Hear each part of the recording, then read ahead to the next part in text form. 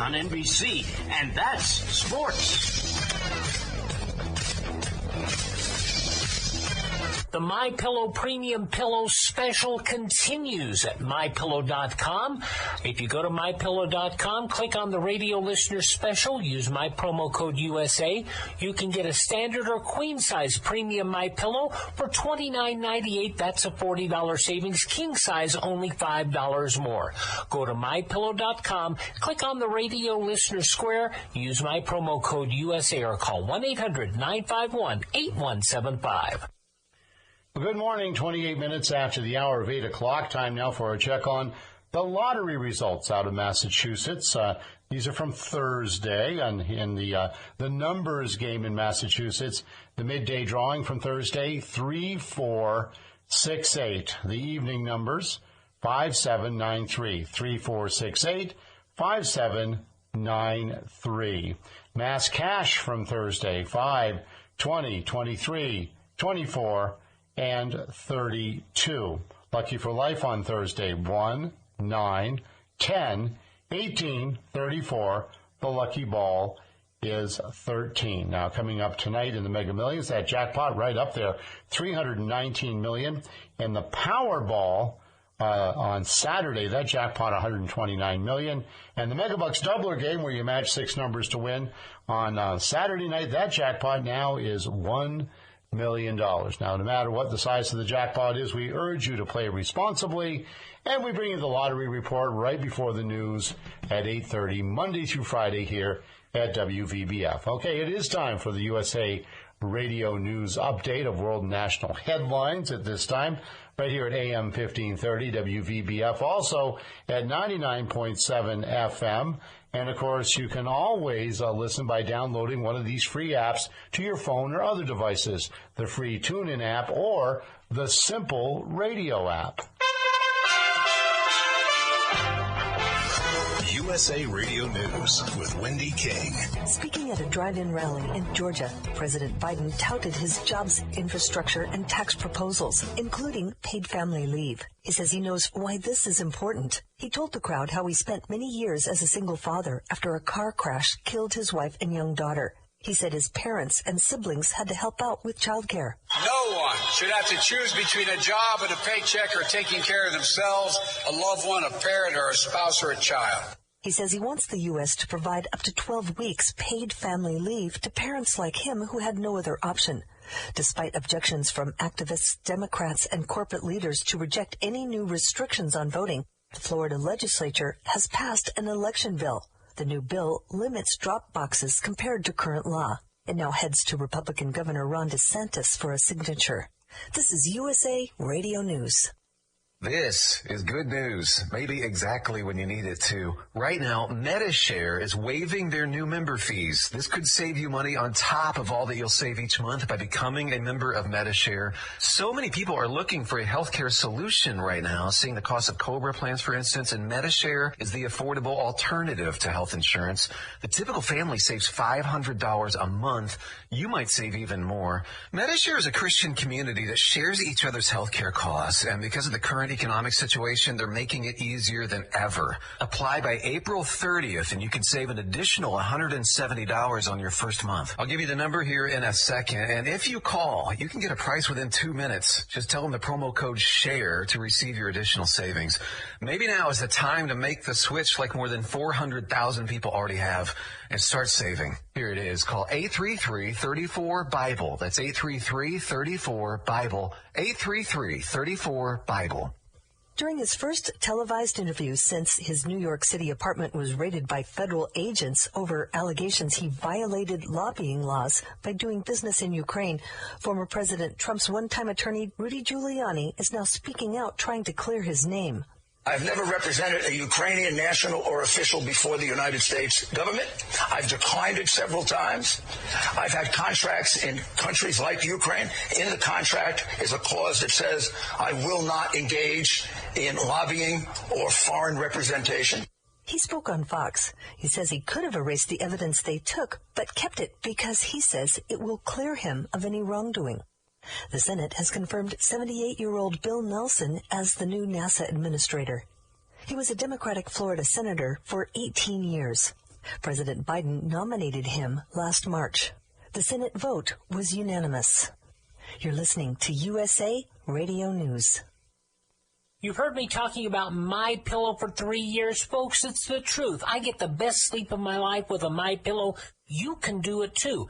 60-day money-back guarantee, 10-year warranty, made in the USA. You'll sleep well or you'll get your money back. Go to MyPillow.com, click on the radio listener special, use my promo code USA, get 2 MyPillow premium pillows for the price of one, or call 1-800-951-8175. Get the best sleep of your life and do it now. Critics say the Biden administration is not giving out correct border information. USA Radio's Lance Pry has more. Democrat Senator Mark Kelly of Arizona criticized President Biden for not laying out a comprehensive plan to address the recent surge in migrants at the southern border during his first address to a joint session of Congress on Wednesday. The junior senator said, "While I'll share President Biden's urgency in fixing our broken immigration system, what I didn't hear tonight was a plan to address the immediate crisis at the border," end quote. Cochise County Sheriff Mark Daniels on Fox News agrees. He says using video cameras, they've seen over 60,000 illegal immigrants entering the United States unchecked since President Biden's executive action on the southern border. This is the largest humanitarian issue on the southwest border going on right now. When it comes to what the cartels are exploiting these people, these children, and then you look at the public safety aspect of this that's affecting all communities in America. In this fiscal year, we've had 60,000 getaways just in this sector of the border. From the West Coast USA Radio News Bureau, I'm Lance Pry. The Supreme Court has ruled in favor of an undocumented immigrant who challenged deportation. Justice Neil Gorsuch said the DOJ had not been sending notices to appear letters to illegal migrants. Attorneys for Augusto Nichaves says he can legally appeal the deportation after being in the U.S. for more than 10 years. For the USA Radio News Networks, I'm Wendy King. Life Liberty Ale. Come visit a truly local establishment in the heart of downtown Taunton at 16 Trescott Street. Hi, this is Chris, owner of the Liberty and Union Ale House, or the Lou as regulars call it. Join us at the Liberty and Union. You'll love our delicious food and drink options. We have a full bar with local brews on tap. Open for lunch and dinner 6 days a week, closed on Monday, with the area's best live entertainment Friday and Saturday nights. Check out our event calendar on our website and Facebook. Hope to see you at the Lou soon. A place to meet old friends, make new friends, and enjoy delicious food and drink.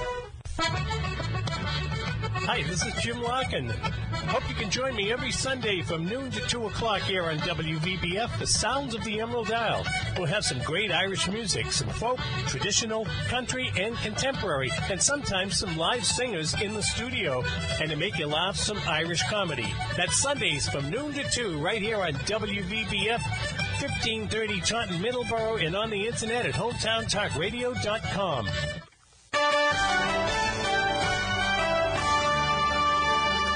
Good morning, WVBF News Time. It's now 8:36.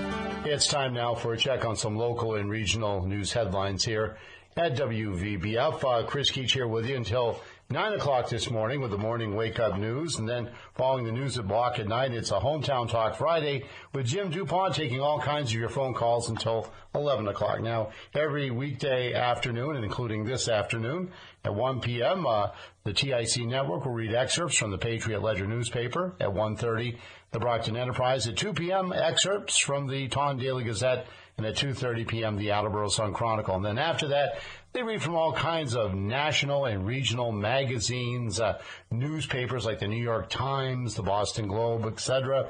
They read from books and plays. They put on their own radio productions and specialty shows. If you like podcasting, if you like audiobooks, then you're going to love WVBF After Hours and all weekend long. And don't forget, we got all kinds of local programs both Saturday and Sunday as well.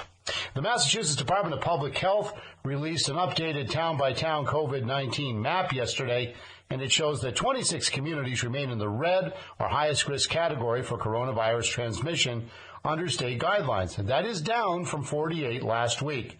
The high-risk communities do include the cities of Taunton and Brockton, Berkeley, Fall River, New Bedford, and Wareham. Health officials also reported an additional 1,260 confirmed COVID-19 cases across Massachusetts yesterday, bringing the total number of cases to 644,688, almost 645,000 cases since the beginning of the pandemic last year. Officials also added 16 confirmed COVID-19 related fatalities in the Bay State. That brings our overall death toll to 17,243. So far, just under 2.5 million people in the state are fully vaccinated. An estimated 26,410 cases remain active in the Commonwealth. Police said at least one person was seriously injured in a crash involving a car and a tractor-trailer early yesterday on Interstate 95 South in Attleboro. The Sun Chronicle newspaper reported that the person was in cardiac arrest when first responders arrived at the crash scene near Interstate 295 around 4 a.m. Fire Chief Scott LaChance said his personnel were able to revive the patient's breathing before rushing him to Rhode Island Hospital in Providence with critical injuries. 2 lanes of traffic were closed while state police and rescue officials were on scene. The crash under investigation by the Massachusetts State Police. Local fire departments are reminding residents around the Bay State that the 2021 open burning season ends in Massachusetts tomorrow afternoon. That's Saturday, May 1st at 4 p.m. The Commonwealth's annual burning period spans from January 15th to May 1st. Residents are able to burn brush, cane, driftwood, tree prunings, and other forestry with a permit granted by your local fire officials. Now, anyone who plans to perform any last-minute open burning must contact your local fire department in advance to see if burning is allowed that day or not. Also, remember that open burning must be done at least 75 feet from all buildings and never leave a fire unattended. Keep fire extinguishing materials handy while burning. And the City of Taunton's Regional Vaccine Clinic at the Holiday Inn, located at 700 Mile Standish Boulevard, they will begin vaccinating residents there tomorrow. That's Saturday, May 1st. You can schedule appointments online through a link provided on the City of Taunton's website, taunton-ma.gov, and the city's official Facebook page. Appointments also available through the state's pre-registration system on mass.gov. Updates regarding availability and clinic hours in Taunton will be provided regularly on the city's website and the city's official Facebook page. WVBF News Time. It is now 8:40. WVBF is your hometown radio station. And one of the things we like to do to support people in your hometown is to run community announcements. If you do belong to a nonprofit group or organization, or if you're an official with a city or town government, send your community announcements along to our email address.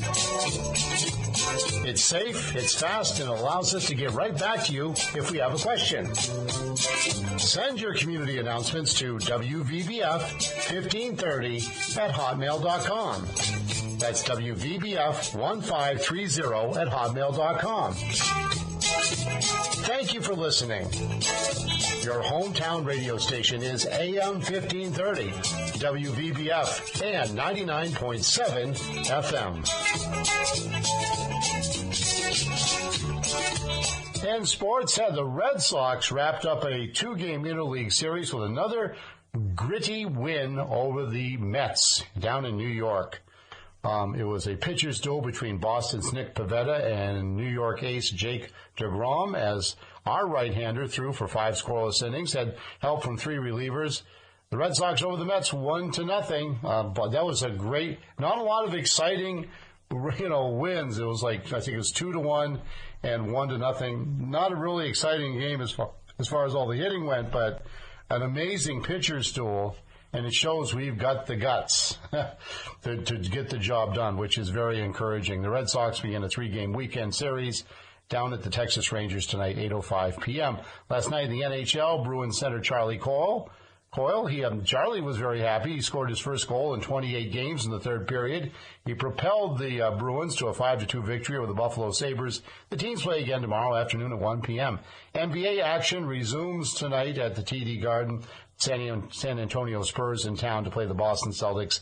Game gets underway with a tip-off at 7:30 p.m. Major League Soccer, the New England Revolution are home At Gillette Stadium, they have a game against Atlanta United FC this Saturday night. The match kicks off at 7 p.m. In NFL draft news, the New England Patriots chose Alabama quarterback Mac Jones last night with the number 15 pick in the first round. Well, he has quarterbacked a national championship team, as in Alabama. I think Alabama is certainly the dominant college team for some years now.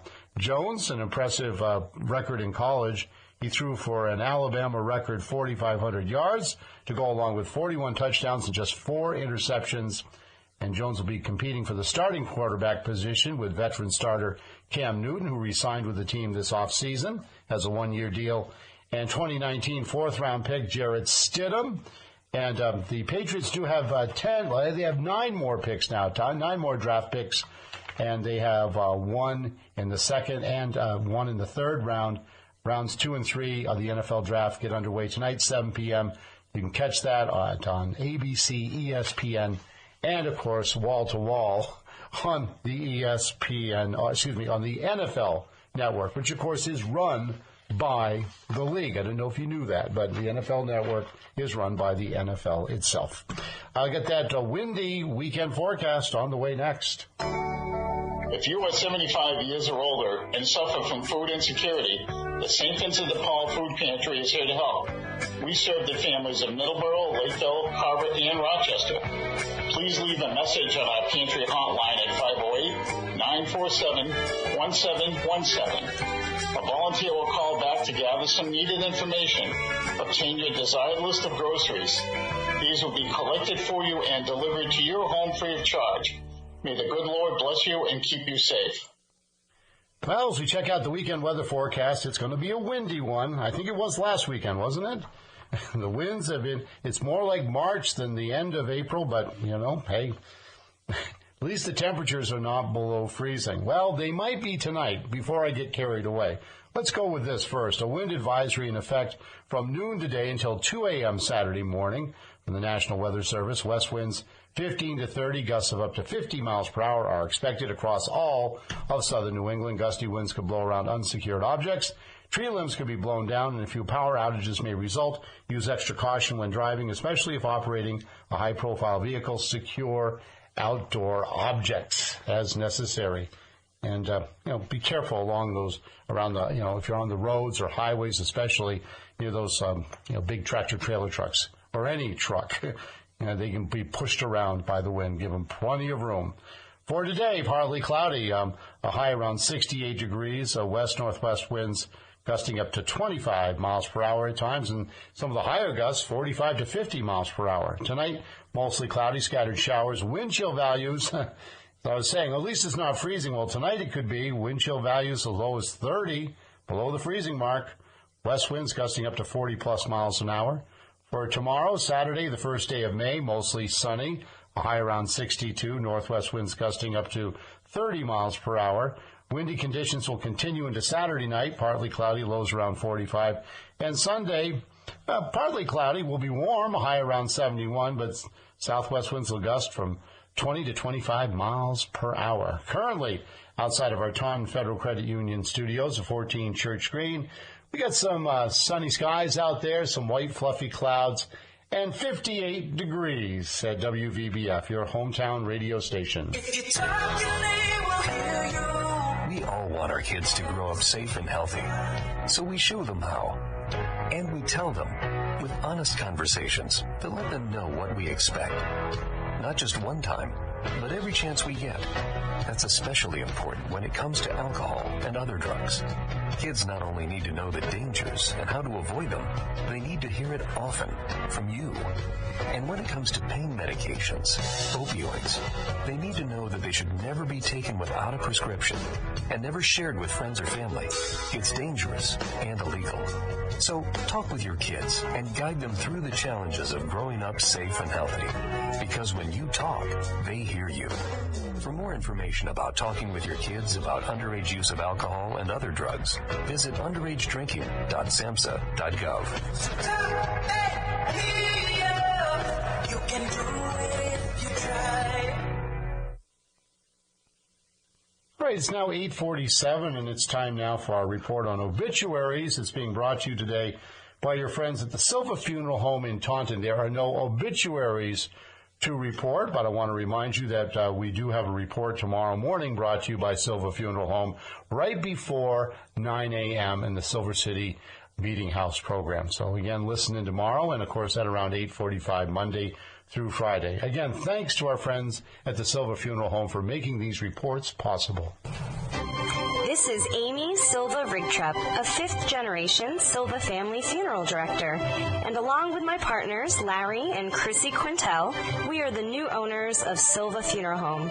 With over 30 years of experience between the three of us, we are committed to bringing the most expert, loving, and compassionate care to families in their time of need.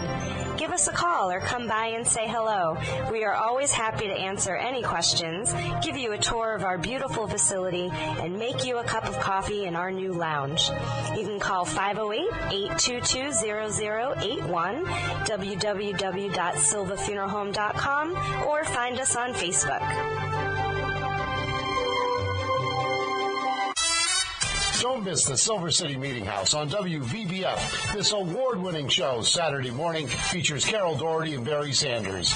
It's a lively, upbeat look at what's going on in the city of Taunton and features an amazing variety of guests. Be sure to join us from 9 a.m. to 10 a.m. Saturday mornings for the Silver City Meeting House with Carol Doherty and Barry Sanders. It's only here at AM 1530, WVBF and 99.7 FM, your hometown radio station. It's now 8:49 and time for the Consumer Affairs Report. The Federal Communications Commission continues to get tough on robocalls as well as telephone companies. The agency has fully rolled out the Robocall Mitigation Database, an initiative that forces telephone companies to keep the FCC updated on their robocall mitigation efforts. Consumers who take certain gummy vitamins may want to make sure they aren't actually a danger to their health. Consumer goods manufacturer Church & Dwight issued a recall for some of its VitaFusion gummy products because they may have been contaminated with a metallic mesh material. The Federal Trade Commission and the Illinois Attorney General are sending $4 million in payments to more than 10,000 consumers who paid money to the operators of a fraudulent debt collection agency. The scammers operated as Stark Law and Stark Recovery. I'm Mark Huffman. Learn more at consumeraffairs.com. Hey people, what's happening? This is Big Papi, David Ortiz. I know that the COVID-19 has been devastating with all our family. We haven't been allowed to get together to do the things that we love. Schools have been closed. Business has been shut down. We haven't been able to spend time as a family like we used to. The only way we're going to make changes, we're going to make things happen, and we're going to go back to do the things that we love is getting vaccinated. By protecting yourself, you are helping to protect your community. When it's your turn, please get vaccinated so we all can be protected together. My name is Virgilio Velez. I am a nurse at Lawrence General Hospital, Lawrence, Mass. Baseball legend David Ortiz, and I want to encourage you to protect yourself against COVID-19 by vaccinating. If you have any questions, reach out to your healthcare provider. And now, let's take a look at sports.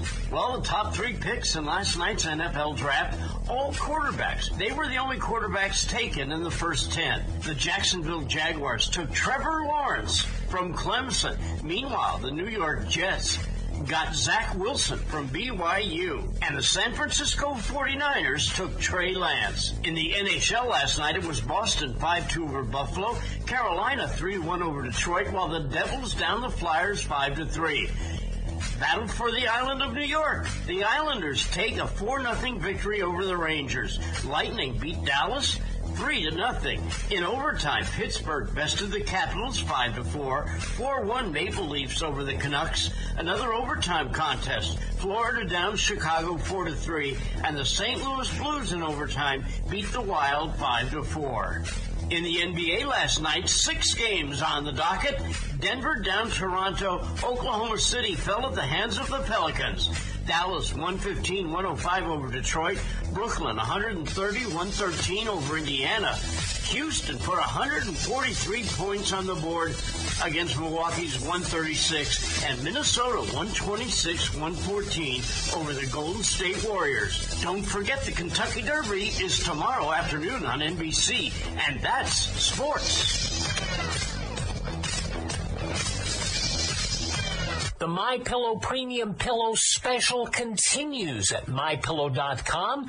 If you go to MyPillow.com, click on the Radio Listener Special, use my promo code USA, you can get a standard or queen-size premium MyPillow for $29.98. That's a $40 savings. King size, only $5 more.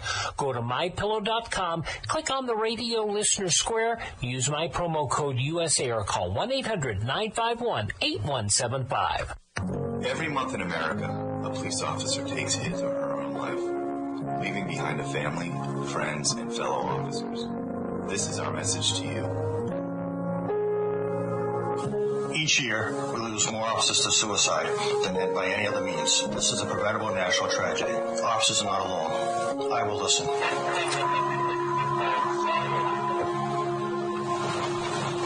My brothers and sisters struggle in silence. I will listen.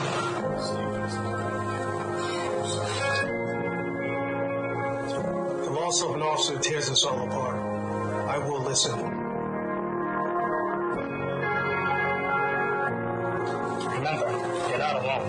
I will listen. These officers have been lost, but not forgotten. End the stigma from seeking help today.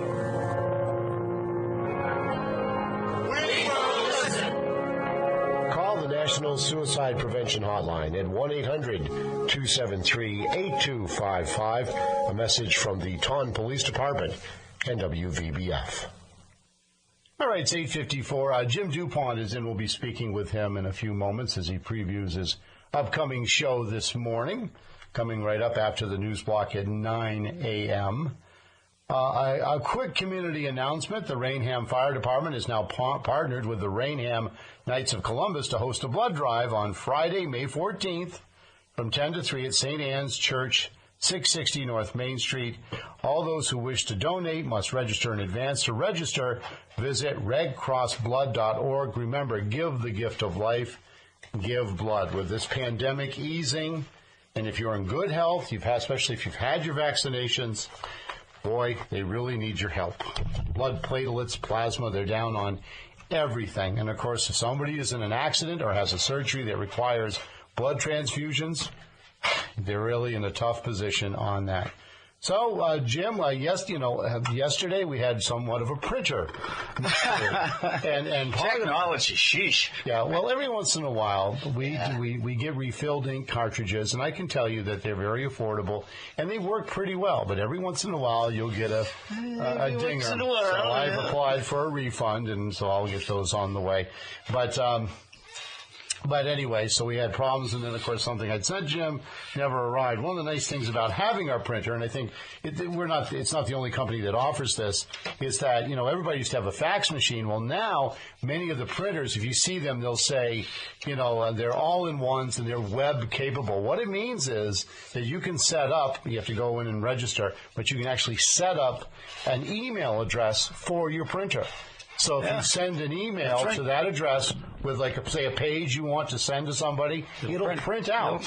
So that's pretty cool. And so often I'll send Jim news releases, and he goes, "You didn't send me anything yesterday." And I said, "Yes, I did." And sure enough, after Jim left, I was here with Joey Driscoll, and we said, well, I'll run a test. And I sent something. And it didn't print out. In fact, it was the thing about the drafts. It was the one you showed me? No, the draft. Well, that was in there. Yeah. And, of course, I went in and did the typical, I kicked it. No, I didn't kick it. But I unplugged the back and plugged it back in. And sure enough, it comes right out. So, we don't, let's face it, we don't have IT assistants here. But that's pretty good. I'm looking at him right now. Yeah, well, no, it's everybody. It's radio, folks. He's over there. Thank you, Chris. It's everybody. It's everybody. But anyway, so that's how it works. But, it's one of the many mysteries of radio, how these things happen. You know, we're just radio guys. We know how to operate this thing here. And turn the knob. Turn the knob. So what's going on today? Well, got into a discussion yesterday about gasification. Who knew? But interesting input from some listeners. Of course, Senator Pacheco, who's been watching this issue a long time, he weighs in. He yells, and we talked about that, and we talked a little bit about the Taunton High and the rankings. They ranked all the high schools in Massachusetts nationally. Taunton High actually didn't do too bad. Bridgewater Rainham did a little better, but it's an interesting thing. I would encourage people, U.S. News and World Report. Google that, U.S. News and World Report, high school, and it's got rankings. I guess they looked at 17,000 high schools. I'll have to check out Profile High School where I went. Ran through them one by one, and, well, you know, Taunton High did actually pretty good in some things, and okay in another, 2 or 3, and then some things that I'm sure that they're looking at. But that was interesting, and so we had a little talk about that. We talked about, you know, the mayor appointing her chief of staff to a so-called independent authority. You know, there apparently is no state ethics law violation, but does the appearance of conflict count or not? But today, so when you say independent authority, what does that specifically mean? It means that they get to vote things without having it then approved or need approval from the council or the mayor. Yeah, so that's a little bit different than work. Like, for example, there's decisions I make here at the station as program director, but a lot of stuff because Mark Pacheco is the owner, and you especially don't want to say, hey, everybody, just work as many hours as you want. You got to go up the chain of command. There's a guy signing the checks will want to know about that. So, but that's an interesting notion there. But the conflict of interest law covers the appearance of conflict. You don't even have to have one. But we're going to talk about that a little bit more today. And at 10 o'clock, I will have as my on-air guest former Somerset Selectman Holly McNamara, who abruptly resigned following. Oh yeah, this was after the election. After the election of another selectman, and in the short time that she's been out of office, the remaining 2 have decided to terminate the chief of police. So who's been there for many years. Who seem to be serving admirably. Nothing on the public record of any adverse nature. It is bizarre that, now granted, it was a different board, right? It's all over this Brayton Point question. Yeah. You know, there are factions opposing each other in town that are concerned about what's happening with Brayton Point. What's going on? Well, we're going to talk about that. That's where the former coal-fired plant was, right? Exactly. Yeah. And what's going to happen with it? I know they talked about it becoming sort of like a support center for offshore wind energy production and things like that, but obviously, there's some arguing and fussing and fighting going on. You got it, baby, and we'll talk about that and the whole Brayton Point community there. What do they exactly want? That doesn't even seem to be clear. Seems as though they're against anything so far anybody has proposed. But this sort of thing in a small town like Somerset, to have suddenly an incumbent selectman, this would be the equivalent of 1/3 of the U.S. Senate walking out the door to not return. Yeah, who'd been there for some time. Who had been elected, re-elected, serving well and getting along with other board members, conducting the business of the town. But I had an extensive conversation with her yesterday. We've talked before that, and she's going to call in, and we're going to just talk about what's going on down Somerset. I mean, there was a town, their biggest problem was they were like Rainier. They didn't have any conflicts. There was nothing to argue about. Yeah, well, Bethlehem, New Hampshire, and then all of a sudden we've got this landfill being purchased by a large waste management company back in the 80s, and suddenly you've got the Aware Group, and then somebody says, hey, the guy that runs the Aware Group wants to open a gravel pit down where this landfill is supposed to come in. And, what is it? I mean, if you know anything about how gravel pits are operated, some people will say it's an open sore on the face of Mother Earth. Gaping wound. It's a gaping wound. So, all that went around. But believe me, a town of 2,000 people, and somebody said to me once, whose side are you on? And I said, the Keach family, there's only 3 of us. You had a big following there. Yeah, I sure did. Anyway, and I worked in radio, too, which made it doubly fun. And my dad was still a selectman, triply fun. My mother, by the way, tax collector, quadruple the fun. Oh, the most popular person in town. Whose side are you on? Anyway, which side are you on? All right, well, we got the USA Radio News up next here at 9 o'clock, and we'll have headlines presented by Morton Hospital. Stay with us. Jim DuPont's got a great interview. We'll be taking your phone calls, and the good Lord willing, I'll be back on Monday morning at 7 o'clock for the morning wake-up news. For goodness sakes, keep it here.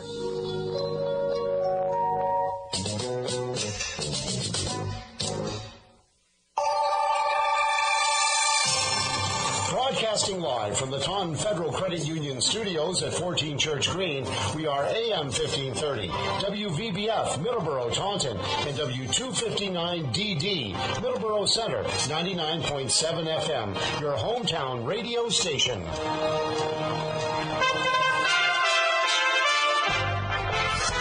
USA Radio News with Lance Pry. Israeli medical officials said Friday that a stampede broke out during a Jewish religious festival in the country's northern region, killing at least 44 and injuring around 150 people. The tragedy, one of the deadliest civilian disasters in the country's history, occurred at Mount Meron. The event attracts tens of thousands from the ultra-Orthodox community.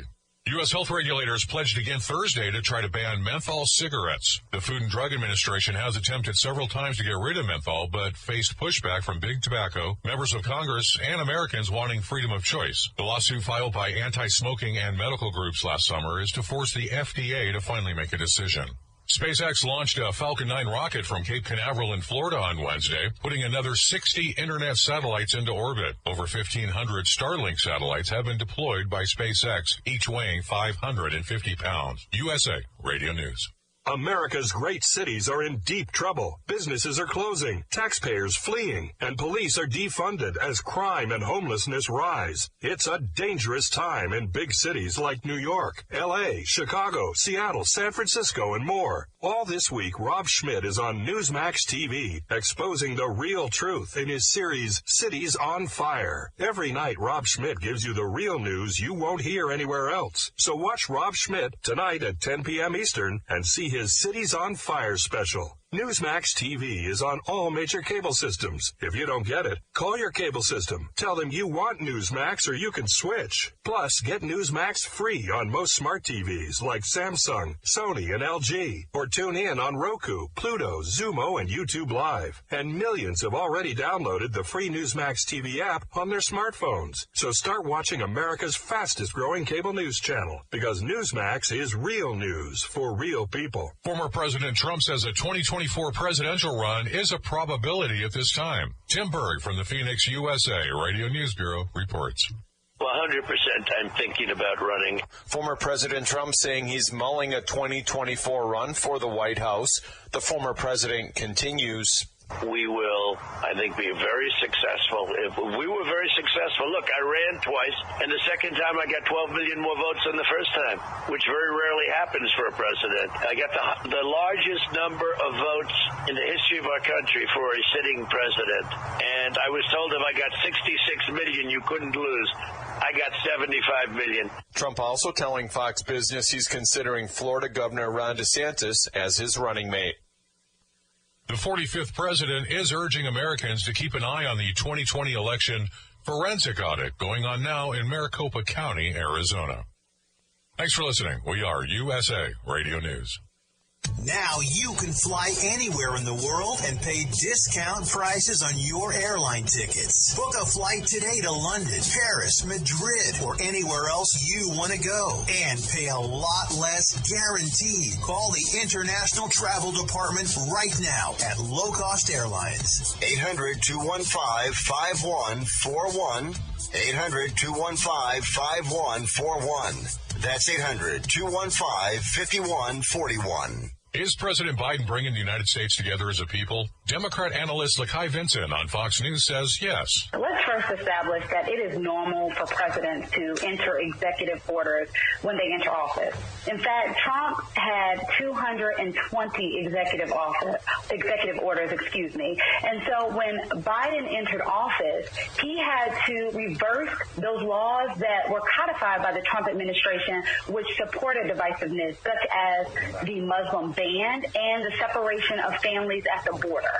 So the unfortunate part is, Todd, is that Republicans are using unity as a tool to whine when they don't get their way. The opinion editor at FEE, Brad Palumbo, disagrees. I just completely disagree. I think the first 100 days of the Biden administration have belied his promises of unity, compromise, and moderation. I mean, he has pushed not just executive orders, but $6 trillion in proposed spending. That's $43,000 per U.S. household. That would make Obama or even FDR blush. So he's come in and he's totally overstepped his mandate to push a progressive agenda that's not what people actually voted for, and he's done it on party lines, like a COVID bill that doesn't work with any Republicans, and an infrastructure approach that just totally eschewed the bipartisan approach for a party line path. So that's not unifying or moderate in my book. For USA Radio News, I'm Lance Pry.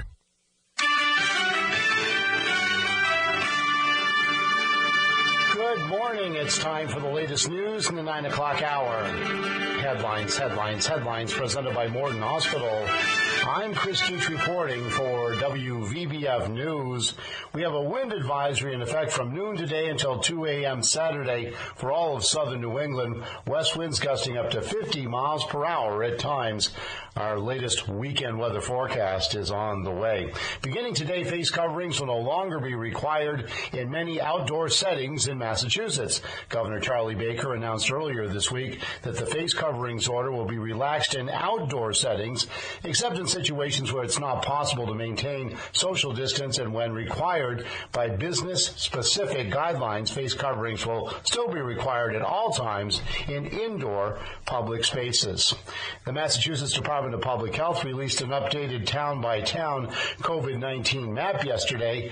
It shows that 26 communities remain in the red or highest risk category for coronavirus transmission under the state's guidelines. However, that is down from 48 last week.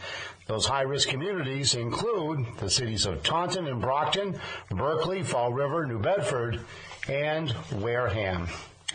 In sports, it was a pitcher's duel last night between Boston's Nick Pivetta and New York's Jacob deGrom, as the right-hander threw 5 scoreless innings and with the help of 3 relievers got the Red Sox over the Mets 1-0, and they swept that 2-game interleague series. The Red Sox begin a 3-game weekend series at the Texas Rangers this evening at 8:05 p.m. Last night in the NHL, Bruins center Charlie Coyle scored his first goal in 28 games in the third period. He helped to propel Boston to a 5-2 victory over the Buffalo Sabres. The teams play again tomorrow afternoon at 1 p.m. In NBA action, the San Antonio Spurs are at the TD Garden to play the Celtics tonight, 7:30 p.m. In Major League Soccer, the New England Revolution are at home to Gillette Stadium for a game against Atlanta United FC Saturday night. The match kicks off at 7 p.m. And in NFL draft news, the New England Patriots chose Alabama quarterback Mac Jones last night with the number 15 pick in the first round. Now let's check that weather forecast. A wind advisory in effect from noon today until 2 a.m. Saturday morning for all of southern New England. West winds 15 to 30, gusts up to 50 miles per hour. Expected gusty winds could blow around unsecured objects, so get them put away. Tree limbs could be blown down, and there could be a few outages of power as a result, and some blackouts there. Use extra caution when driving, and avoid big vehicles like tractor trailers out on the road. They need all the room they can get, especially in windy conditions. So here's the forecast. Partly cloudy today, highs around 68, but windy west-northwest winds gusting up to 45 plus miles per hour. Tonight, mostly cloudy with scattered showers, a low around 39. Wind chill values down as low as below the freezing mark, 30 to 31 degrees. West winds gusting up to 40 miles per hour. Saturday, the first day of May, mostly sunny, a high near 62. Northwest winds continuing to gust 25 to 30 miles per hour. Gusty winds on Saturday night, partly cloudy, a low around 45. And Sunday looks like the pick of the day, of the weekend weekend at least, but it still will remain quite windy on Sunday with a high around 71, partly cloudy skies and southwest winds gusting up to 25 miles per hour. So, pick of the weekend, Sunday, and lots of wind between now and then. Headlines, presented by Morton Hospital. When choosing where to go for your health care, quality and safety matters. That's why Morton Hospital is one of the safest choices for you and your loved ones. Morton Hospital was recently awarded an A grade for achieving the highest national standards in patient safety from the Leapfrog Group's Fall 2020 Hospital Safety Grades, recognizing our commitment to protecting our patients from harm and providing safer health care. Learn more at mortonhospital.org. The opinions expressed on this program are those of the host and do not express the views of WVBF ownership or Hometown Talk Radio. Content aired on all programs are those of the host and their guests. It's time now for Hometown Talk Radio here at AM 1530 WVBF and 99.7 FM. The phone lines are now open at 508-822-1106. Well, good morning. Good morning out there in radio land, internet land, WVBF land. 1530 AM, WVBF. I'm Jim DuPont. We are broadcasting, as they say, live from our Taunton Federal Credit Union studios at 14 Church Green. It is 60 degrees outside now, a slight wind. Going to be one of those gorgeous days today. Let's get out there, enjoy this lovely day that the Lord has blessed us with. Come on, get that smile on and get out there. How's everybody doing out there? Jim DuPont here, WVBF. This is 1530 AM. Hometown Radio. It is that 2 hours a day where, as I say, and as you say, the ayes have it. You know, town meetings, city councils, the ayes and the nays. All in favor say aye, all opposed say nay. Well, the ayes have it. The ayes are ideas, issues, information. You have an idea, you have an issue, want some information, you have some information. 508-822-1106. Life short, call now. Old Jimmy Buffett song, Bruce Cockburn did a great rendition of it. Give me a call. What's on your mind? Of course, when I come in, I have some things that I want to talk about. And, the things I look at social media, read the local newspapers, check the news feeds from a few places, see what people are, what's out there, and try to get a sense of things. Lots of issues out there that don't get the, I guess you would say, the notice, the notoriety, if you will, of the media, but they matter to people. We will be talking to, for example, former Somerset Selectman Holly McNamara today at the 10 o'clock hour. Well, there's this issue down in Somerset over what's called Brayton Point, where the power plant was located. Well, seems though there's a group of residents down there who've organized, made themselves felt in town politics. Well, they don't necessarily make the 6 o'clock news, but we'll talk about them. Somebody has called in. Let's see who's on the phone this morning. Good morning. You're on WVBF. Go ahead, please. How are you? Good morning, Jim. Back off on the wind a little bit, would you? See what you can do about that. The way that, in fact, whenever there's a wind advisory, I'm reminded that the way that wind is blowing out there, if I didn't know better, I'd say the legislature was in session. But that would be hot air. Yeah. All right. Well, let's get into something more serious. Go. Shoot. No, don't shoot. I'm only the piano player. Go ahead. Okay, so do you remember back in Monty Python in Search of the Holy Grail and the Trojan Rabbit? I do, yeah. Right.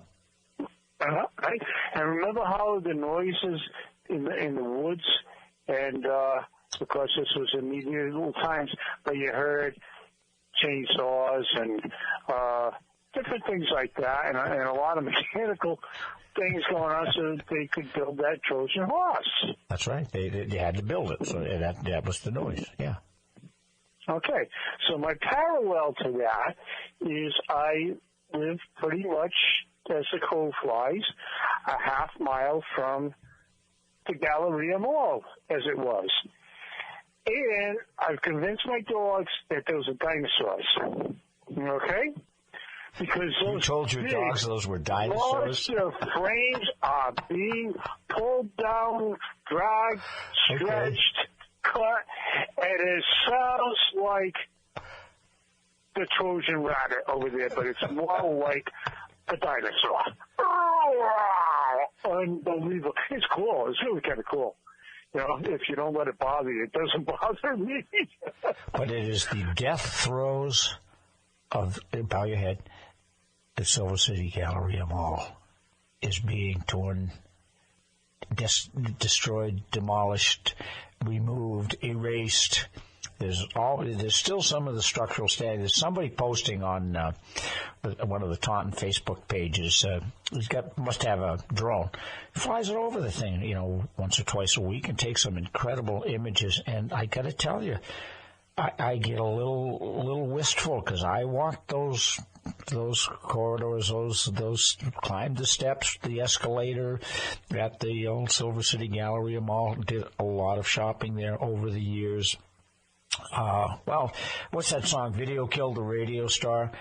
Internet killed the retail store. It's not coming. It's not letting go without a roar. I'm telling you, it's going down fighting. It's really it's a memory. Just listening it on the other side of the woods and listening to the twisting and the growling and the anger. It's not giving up easy. No, I went over there, I think about 3 or 4 weeks ago. I was down East Taunton for something. I said, well, let me just drive by and see what. And I had been there only a week before and had gone inside. I had to go into one of the few remaining stores that was still open. I'm trying to remember. But so, well, let me go see what's going on. Couldn't get in. All the roadways were blocked off. Big keep out, no trespassing signs. And I thought about it. I said, that is a major demolition site in OSHA and hard hats, and you're really not supposed to just be wandering around there because they've got huge pieces of equipment and everything. Yeah, I mean, the potential, and with the windstorms that we've been facing for the last 6 months, I mean, something can easily come off that building, easily. I wonder. And it could be it's something as insulation coming off the wall or something. Oh yeah. I'm sure they've got asbestos and things that they're dealing with there. Although I don't know, but it's just sad. I just remember not too many years ago that the mall had been built. The casino had been moved forward from pie in the sky to actual possibly going to happen moves by the Wampanoag group. The commuter rail line was ongoing, and there was just the question of how were they going to get from point A to B, meaning how are we going to get from Stoughton to Cotley Junction down there, the other side of the mall, and it was, would we go through Attleboro, would we go through Easton, Rainham, Taunton, and ultimately the Middleborough line came into fruition. But there was all of these things being proposed for that nexus of 140 and Route 24 that this looked like this was going to jump off the map the same way Route 24 hits 128 in Braintree. This was just going to be big. And here we are looking at them taking the whole mall down to nothing. The commuter rail is being built, but it's a much more modest proposal than the, 12 to 14 daily trips to Boston that they were proposing previously. Oh, yeah. Yeah, it's just sad. It's incredible. It's just incredible what's been put out. And personally, I moved here 20-some years ago to be in that little rural neighborhood. You had to have at least an acre and a quarter, okay?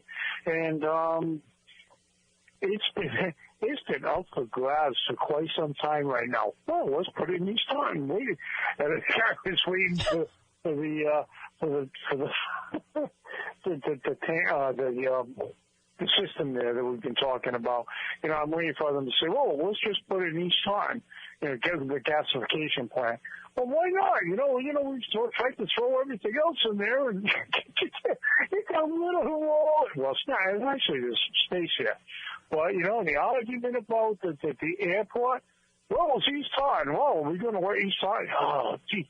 It's non-stop, isn't it? Of course, I go back in Rainham to the early and middle 60s, and back then, you basically, one of the things that you did as a kid in Rainham was every June, you got on your bike, and I lived on Orchard Street near the Four Corners, and I rode up the hill, and I crossed Route 44, and Thames was on the corner there where the bank is now, and there was a little traffic island there, and down the bottom of the hill was Bill Pexon's mobile station, and there was this cow field across the street from it, and, now Burke's Department Store, and Mammoth Mart, and BPM, and,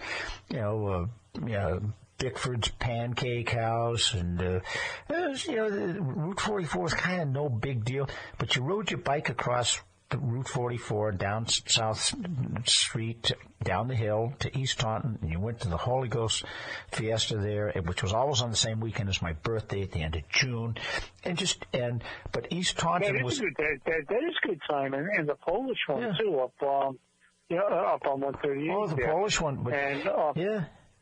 But East Taunton, back in those days, was this backwater thing that everybody really thought, why don't they just join up with Rainham? No, the Taunton doesn't even know they exist, and it was like whenever there was an election in Taunton, it would be Taunton versus East Taunton, or basically you had two strategies. One for Taunton, it was a campaign, but you had to have a whole separate campaign for East Taunton. And it was very rural, and there wasn't much out there. There were a few new houses on Liberty Street, and a little further down Middleborough Ave, a few more off of that, and Richmond Street. I'm in the old cow farm. Okay, but all of a sudden, East Taunton suddenly became kind of a destination place, and to the extent where the number of houses built in East Taunton and the residential population that grew up there, the Bird Streets, for example, some of the other subdivisions there further back towards the city, more towards the County Street area. All of a sudden there were these, and the traffic that came out of East Taunton, very little of it went back into Taunton. It went right out across the Taunton River into Rainham and right onto Route 24, and to the extent that is what caused Mass DOT to redesign or reconfigure that whole intersection. And it wasn't so much the traffic on Route 44 that caused them to rethink this, because that intersection made the top 10 of most dangerous intersections in Massachusetts, but it was because it went from something like 50 or 60 car trips a day coming out of East Taunton to like 1,000 in a matter of a year or two. And the poor Rainham Police Department, Peter King back in the day, and Ted Janis and then George Andrews as fire chief, crying out loud, they were spending more time at that intersection than every other intersection in town put together. But East Taunton went from being a place that you kind of stuck stuff, all right, stick it out in East Taunton. It came to be a neighborhood that had a voice, that is a power to this day in Taunton city politics. And you best be on your A game in East Taunton now when you talk issues. You take people like the Littlefields and so forth who they coalesce the opposition to the casino, basically by rallying people in East Taunton. I said, this is the sort of thing that changes a city, changes a political climate, and because Taunton, as you know, was kind of Taunton. It was the same names, the same faces on the ballot every year for council and state rep, and Johnny Parker is the senator, and life goes on. Not so. It started to change, but a lot of the change was because of the industrial park off of 495, but as much, if not more so, East Taunton. Now, on the gasification plant, I'm just going to ask you, take the issues out of it in terms of environment and public health. why would they not want to put that at the industrial park up off of 495? Isn't that why you have industrial parks?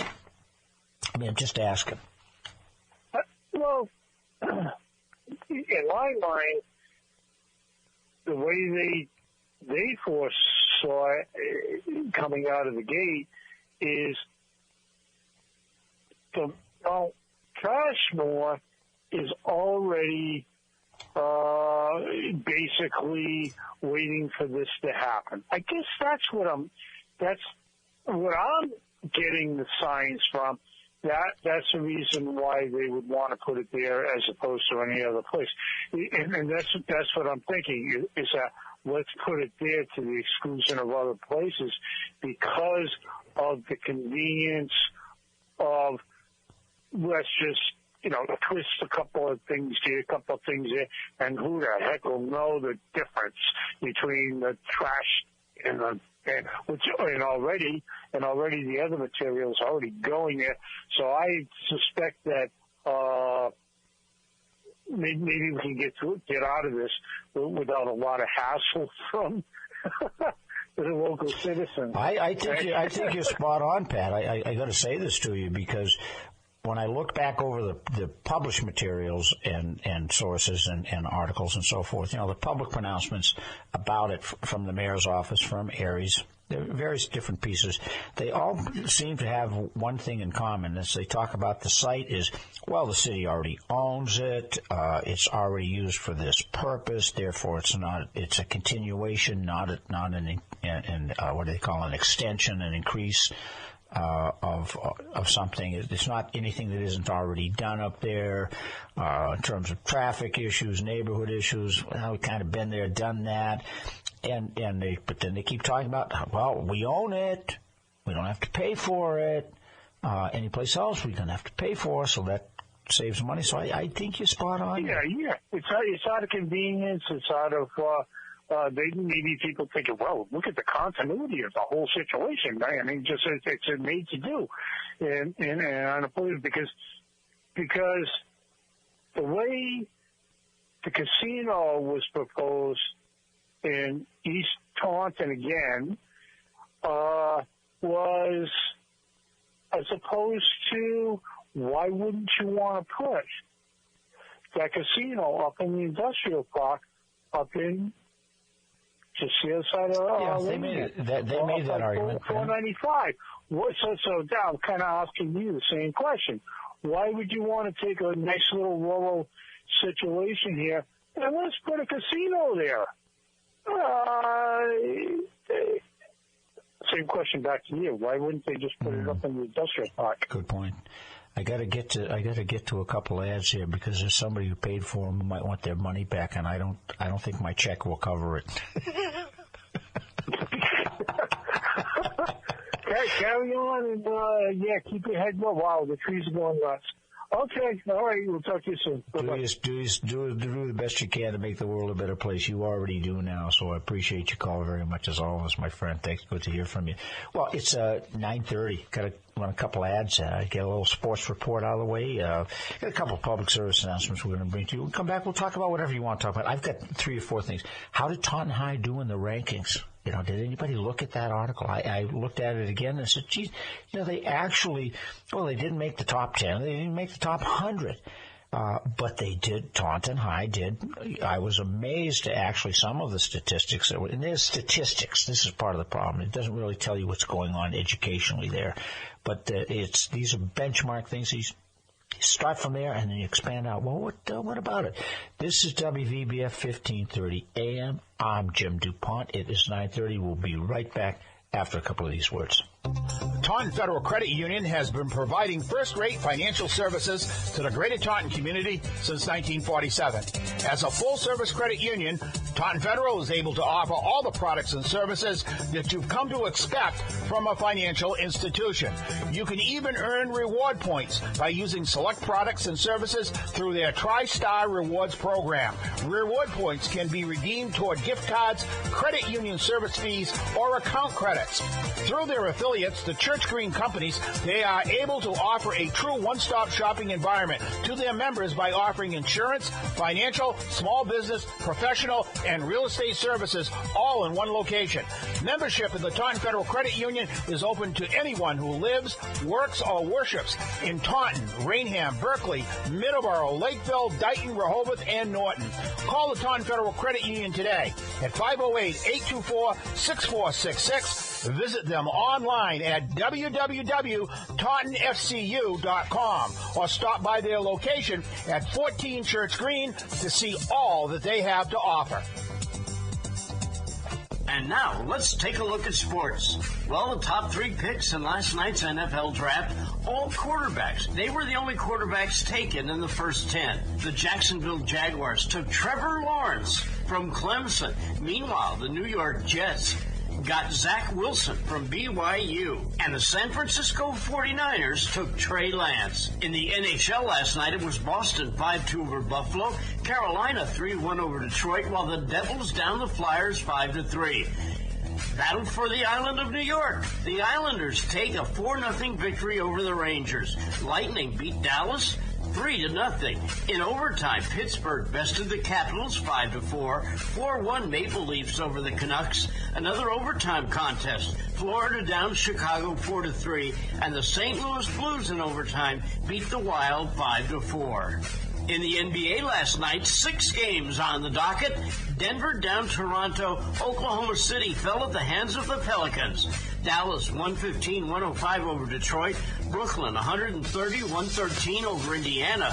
Houston put 143 points on the board against Milwaukee's 136, and Minnesota 126-114 over the Golden State Warriors. Don't forget the Kentucky Derby is tomorrow afternoon on NBC, and that's sports. The MyPillow Premium Pillow Special continues at MyPillow.com. If you go to MyPillow.com, click on the radio listener special, use my promo code USA, you can get a standard or queen size premium MyPillow for $29.98. That's a $40 savings. King size only $5 more. Go to MyPillow.com, click on the radio listener square, use my promo code USA, or call 1-800-951-8175.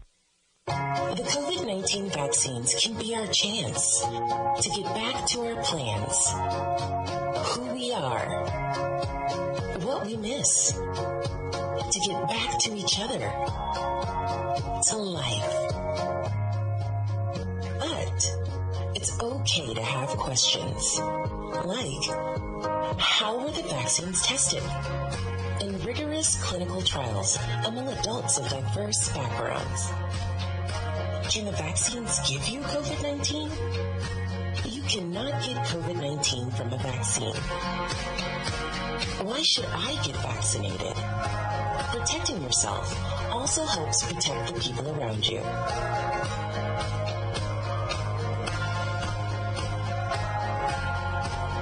Find the latest information at getvaccineanswers.org.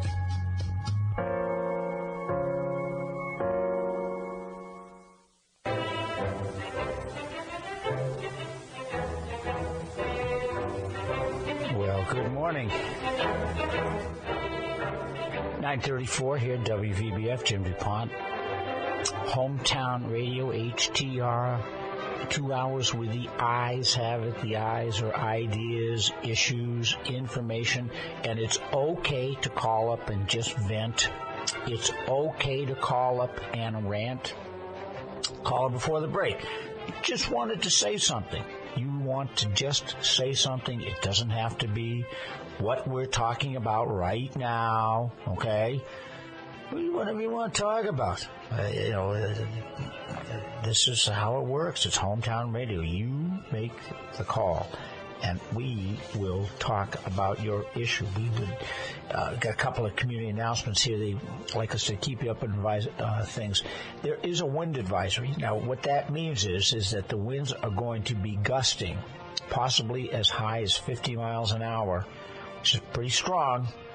And, consistent with that, or as a result of that, you should probably, if you've got anything loose in your yard or outside, anything, lawn tools, garden implements, whatever. Things, because the wind gets that strong, you can pick it up and throw it, and it throws it into your neighbor's yard. It blows trash from half a mile down the road out of your front yard. So, if you be careful with the wind out there. If you've got loose things out there, tie them down or take them inside. So, and that advisory goes from noon today until 2 a.m. Saturday morning. So it's kind of breezy out there now, but 50-mile-an-hour gusts coming. Also, a reminder, South Middleborough Grange is having their May Day market and vendor, their fair tomorrow morning, 9 o'clock to 3 on Wareham Street, 570 Wareham, Route 28 near the fire station. You can go down 44 and go around the Rotary. You'll see it. Just head down 44. It's a farmer's market. They'll have lots of fresh produce, yard sale, crafts, antiques, jewelry, books, collectibles. I mean, it's kind of like an outdoor antique fair. Just one of those things. They'll have some farm animals there if you bring children. And don't forget, you don't have to wear a mask now. Okay, when you're outside. Mask mandate, but if you have a concern yourself, such as for yourself or your children, well, then wear one. Okay, and it's up to, at this point in time, you won't be fined if you don't, but you may be spoken to. But they like you to keep some distance. Don't congregate elbow to elbow.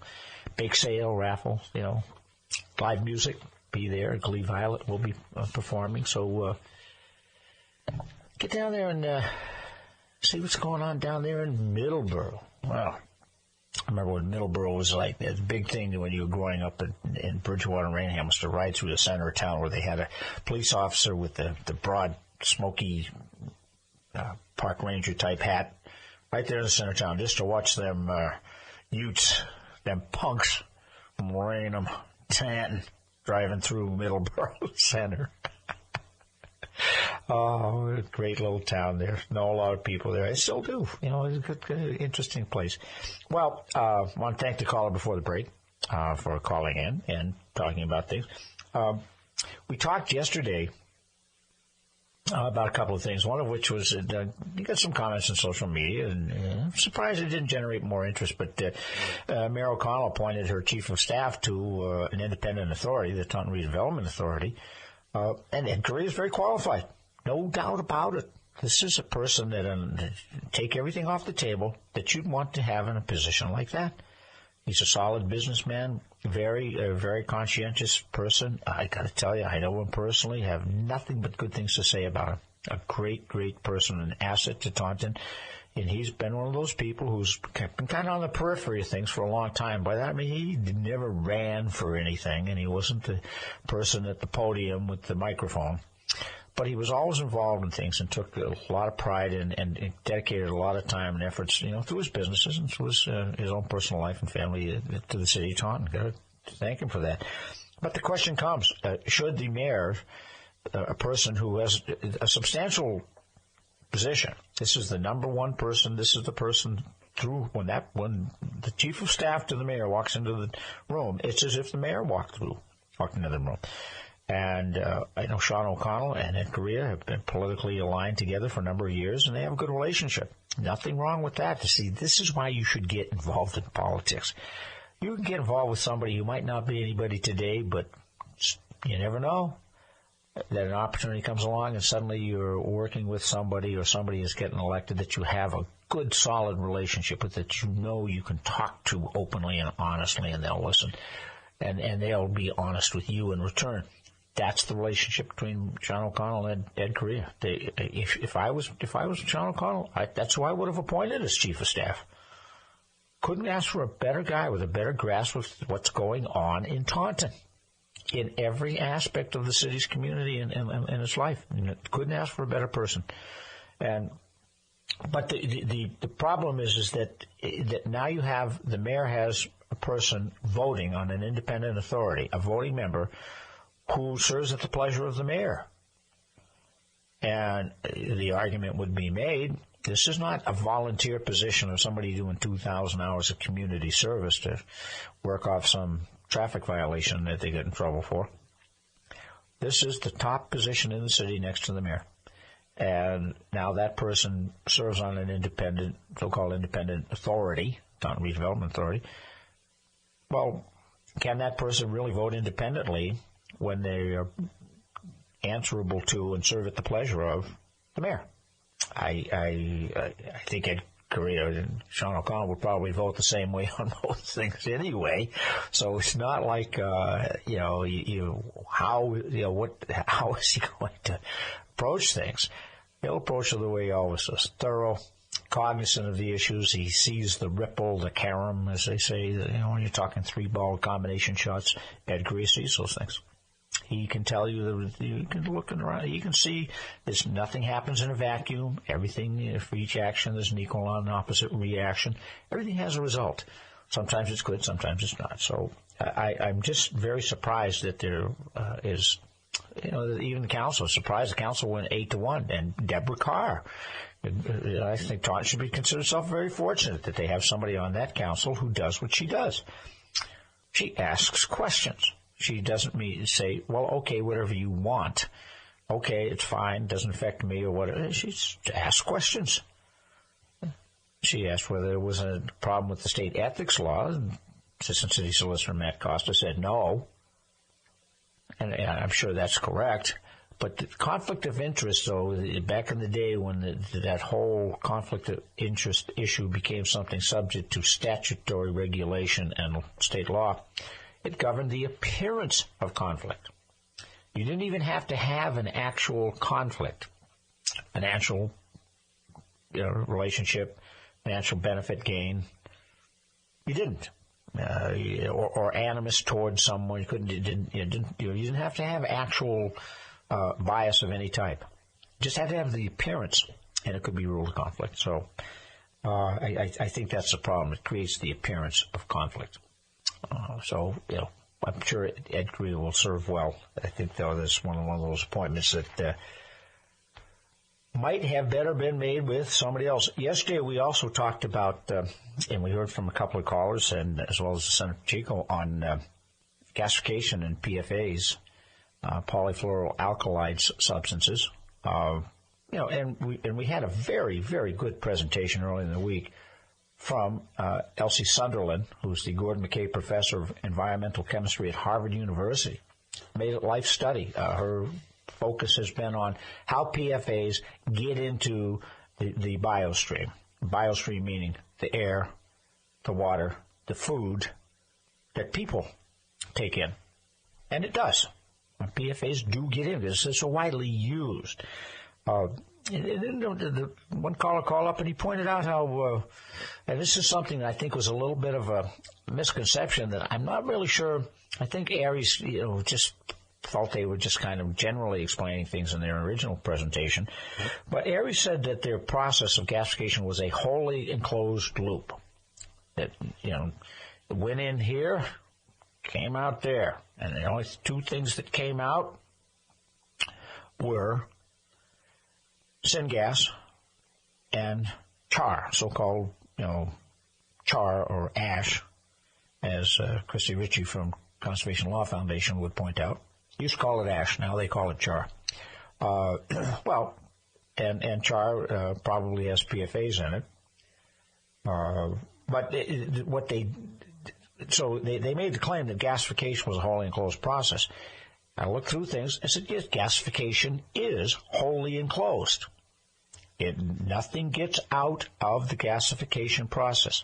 However, the drying of the sludge, which is not considered part of gasification, that does result in exhaust that is vented out. So, the sludge that comes from the wastewater, secondary wastewater treatment plant, previously had been just basically put in the ground, covered up at Mount Trashmore. It's one of the reasons it's so high. That's where a good amount of the waste came from to make it that high, as well as Taunton decided to make some money by taking everybody else's trash. under the theory, well, we'll have all this money, and that'll enable us to do something permanent as far as solving our issues of trash down the road. But that isn't how the money was treated. It wasn't put in the bank held for a rainy day. It was spent. So the big question comes that if you have this drying process that results in exhaust that will have PFAS in it, because the assumption is there are PFAS in the sludge, well, how much of it gets vented out? How much of it is sent back through the wastewater treatment system of the sewage in Taunton? How much of it is in the sludge that goes into the biosolid stream there in the first place? And one of the claims they made was that, and the areas made that needs to be focused on was that gasification does not create biosolids. Biosolids are used to create as the material that's gasified. So you start off with biosolids with PFAS in them from the secondary wastewater treatment facility. And nobody seems to know what the concentration of the PFAS is in the Taunton sludge. No one seems to have even asked.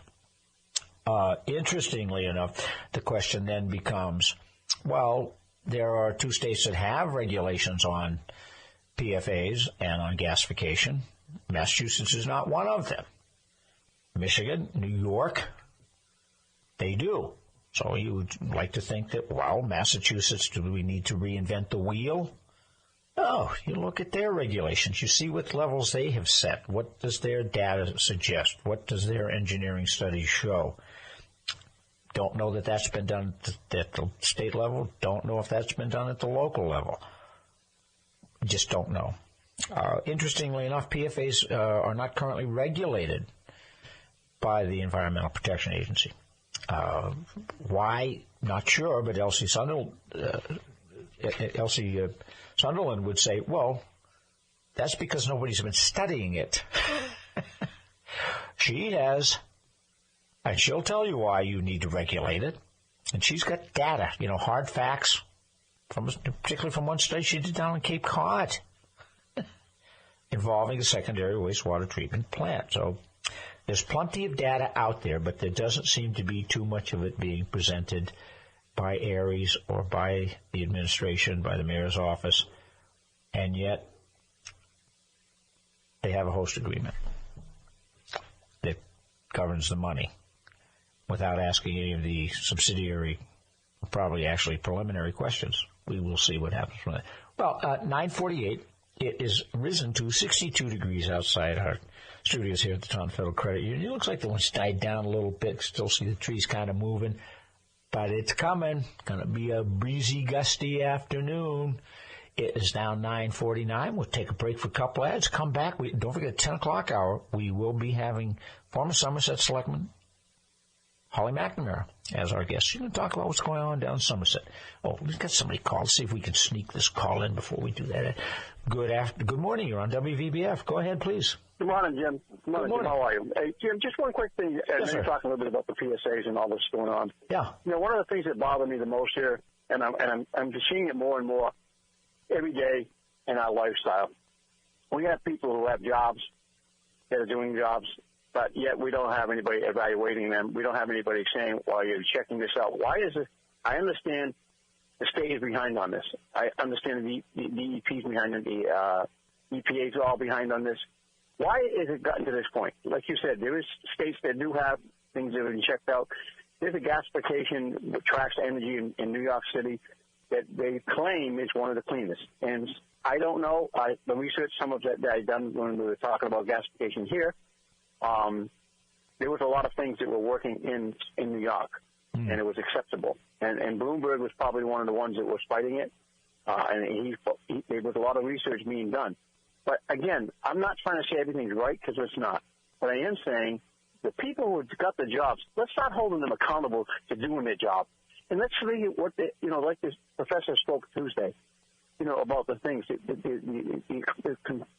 research that's been done. But it hasn't been passed on. And Bob, it hasn't been done to enough of a scale. And at this point in time, we're sort of like Columbus sailing west. We really don't know and what we're going to find. Why do we have to wait till something happens? Why do we prove something that's going to maybe increase the cancer or whatever it may be? And this is what's wrong with our society. No one's sitting there saying, you know what? And why aren't we utilizing? This is the other thing that bothers me. Why aren't we utilizing these young people that are coming out of Wentworth, coming out of MIT? Why aren't they in our local politics, in our local areas? We're slaggy. All the things that we have is advantages to use and to take, and we don't. I couldn't agree with you more, Bob, that the resources would seem to be there. And by that, I mean the intellectual resources is what I think you're referring to. It isn't like we've got to chase across the country to find people who are knowledgeable about this. Now, granted, students tend to be inexperienced and still learning, but that actually, I think, is a strength of some of these student, projects like MassPIRG. I'm surprised that the Massachusetts Public Interest Research Group, MassPIRG, which was sourced originally solely out of college students. It was a way to organize college students to do research projects as part of their regular coursework that involved current public policy issues.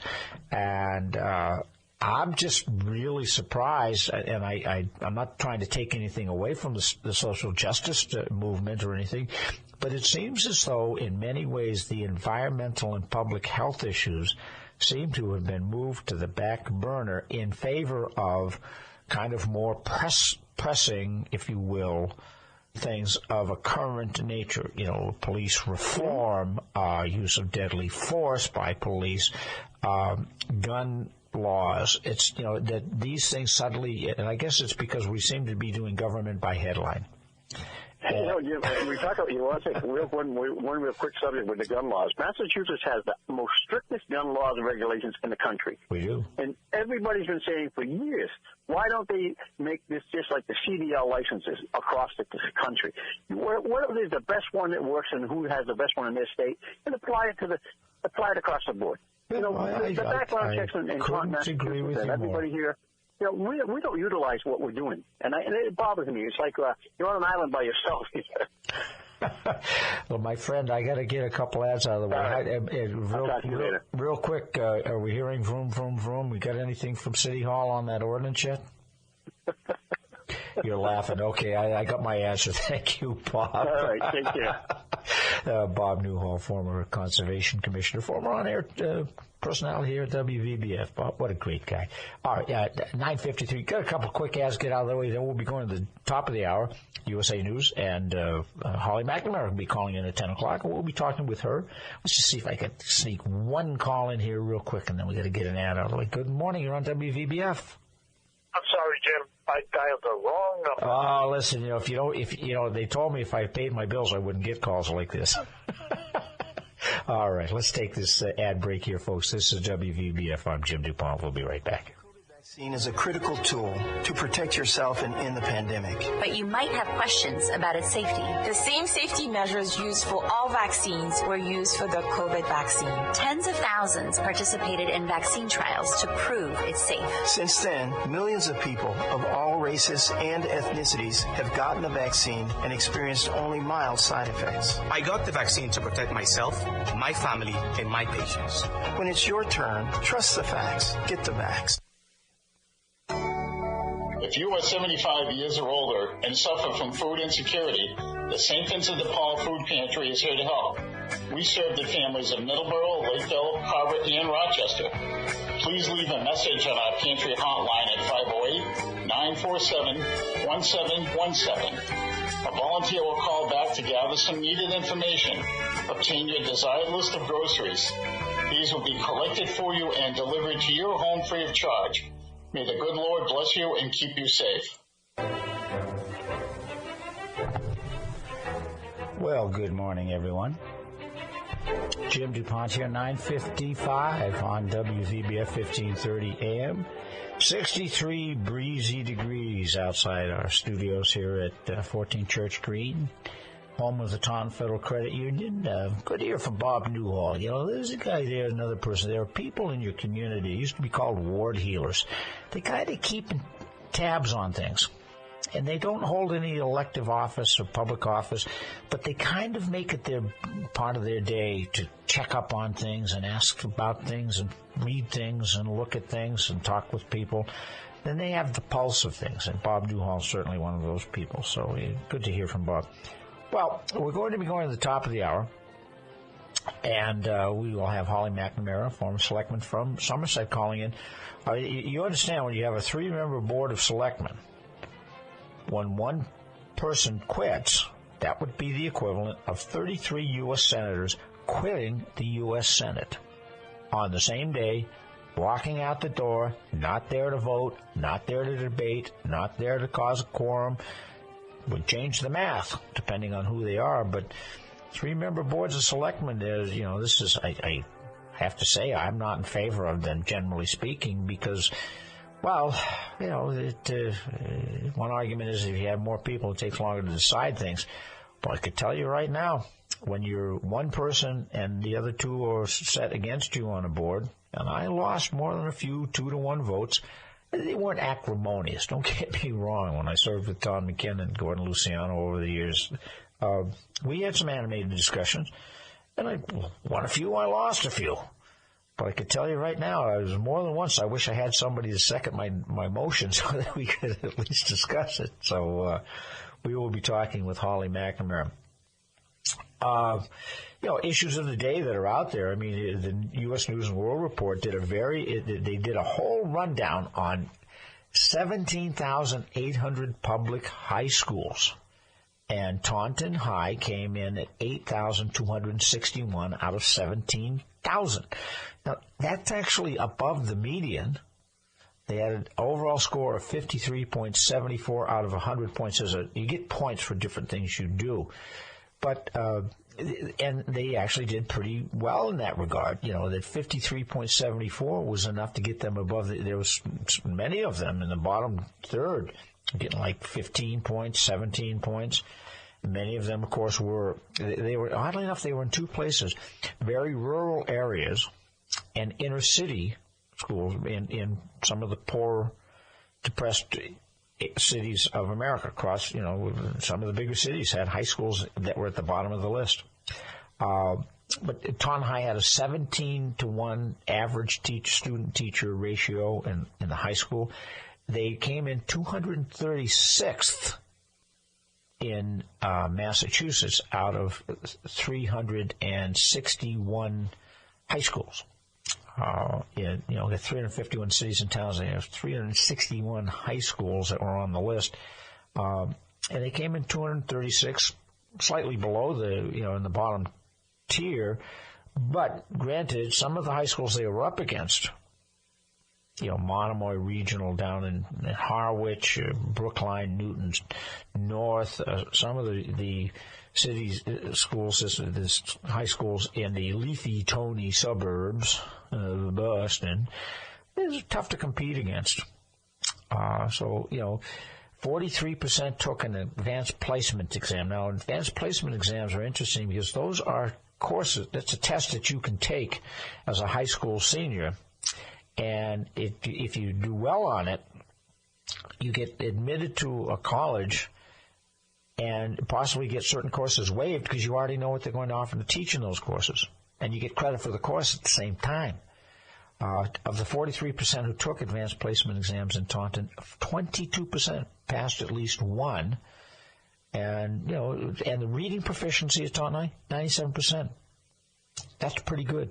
Pretty good. The college readiness index, though, was quite low, 27.3. Some of that has to do more with the socioeconomics of the students than it does of the teaching. Well, it is 9:59. That is it for the first hour of Hometown Radio. I'm Jim DuPont. We will be going to the USA Radio News. Coming back and hopefully hearing from Holly McNamara, former selectman in Somerset. I'm Jim DuPont. This is WVBF. We'll be right back live after the USA Radio News. Broadcasting live from the Taunton Federal Credit Union studios at 14 Church Green, we are AM 1530, WVBF, Middleborough, Taunton, and W259DD, Middleborough Center, 99.7 FM, your hometown radio station.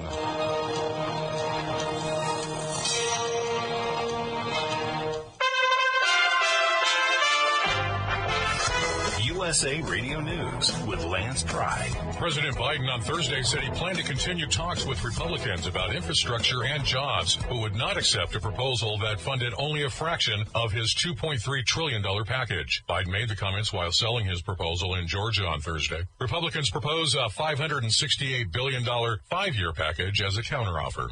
At least 44 people have been killed in a stampede at a crowded religious festival in northeast Israel Thursday. Hundreds more were injured at the festival, which takes place annually at the foot of Mount Meron, a religious holiday marked with all-night bonfires, prayer, and dancing. Indonesian officials working to determine how a military submarine with 53 crew members sunk earlier this month during a training exercise said the vessel may have been hit by an internal solitary wave in the sea off Bali. It's reported that such waves are invisible but have the strength to drag down a submarine to dangerous depths. USA Radio News. Hello, this is Wayne Alaroot for our newest sponsor, Asset Strategies, or ASI for short. ASI is a precious metals powerhouse. They sell gold and silver. Never in history has there been a more important moment to buy gold and silver. ASI has been in business for 39 years. They've served over 20,000 clients and sold $5 billion worth of gold, silver, and precious metals with zero complaints. Last year, gold saw gains of 25%. Silver nearly doubled gold's performance. Now Democrats are in charge. Green New Deal, open borders, free health care for illegals, bailout broke cities and states. The debt is about to go through the stratosphere. The time to buy is now. The owners of ASI, Michael and Rich Chekin, have been my close personal friends for 16 years. ASI is the company I trust when it comes to buying and selling precious metals. Call now to receive a free consultation and a free 1-ounce silver eagle with every qualifying purchase when you mention the Wayne Alaroot Show. Call 800-831-0007. That's 800-831-0007 or visit assetstrategies.com. Former President Trump spoke out on fraud in the 2020 elections amid the ongoing vote recount in Maricopa County in Arizona. The 45th president urged Americans to keep an eye on the forensic audit. A spokesman for the Maricopa, Arizona audit explains why this audit is different. This audit is different from anything that the county has done because this is a recount of the ballots. This is also looking into the machines. Yes, they did what's called a logic and accuracy test on the machines, but that just verified that the machines were working at that moment. This is going into, was there any unofficial or unauthorized software on any of those machines? Even if they looked at that, we're going much deeper, and we're recounting every one of the 2,089,563 ballots. Arizona Democrats fought hard to block the audit. Conservatives claim election integrity is at stake. The NFL draft continues in Cleveland, Ohio. Thursday's first pick was Clemson Tigers quarterback Trevor Lawrence, selected by the Jacksonville Jaguars. USA Radio News. Now you can fly anywhere in the world and pay discount prices on your airline tickets. Book a flight today to London, Paris, Madrid, or anywhere else you want to go and pay a lot less guaranteed. Call the International Travel Department right now at Low Cost Airlines. 800-215-5141.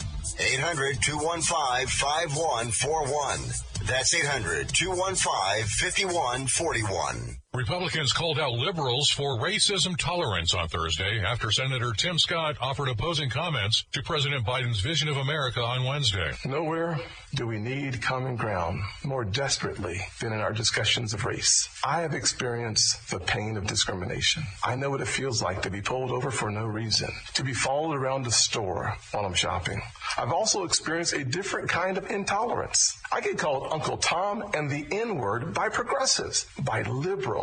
Senator Scott on Fox News Thursday night. I've never seen such a power grab and using people in such a despicable way. It is really disheartening to see the left's response, and frankly, even Twitter's response to racism and racial slurs. If it comes from the left, it must be okay according to Twitter's response 12 hours later. Twitter declined to comment when asked why it took so long to remove the racial slur from its platform. After a lengthy beta, Apple has launched the iOS 14.5 and iPadOS 14.5. The updates went live Monday and include several additional features, such as a new Siri Voices and a fancy new Face ID feature that makes it possible to use your iPhone while wearing a mask. Experts are saying you might find it better to wait a few days before updating. First of all, make sure you have a current backup of your Apple device before updating to the new operating systems. 2 reasons to hold off. Every once in a while, there's a disastrous bug. Remember the 2016 launch of iPad Pro? Also, not every developer will be ready with software during the launch. For USA Radio News, I'm Lance Pry.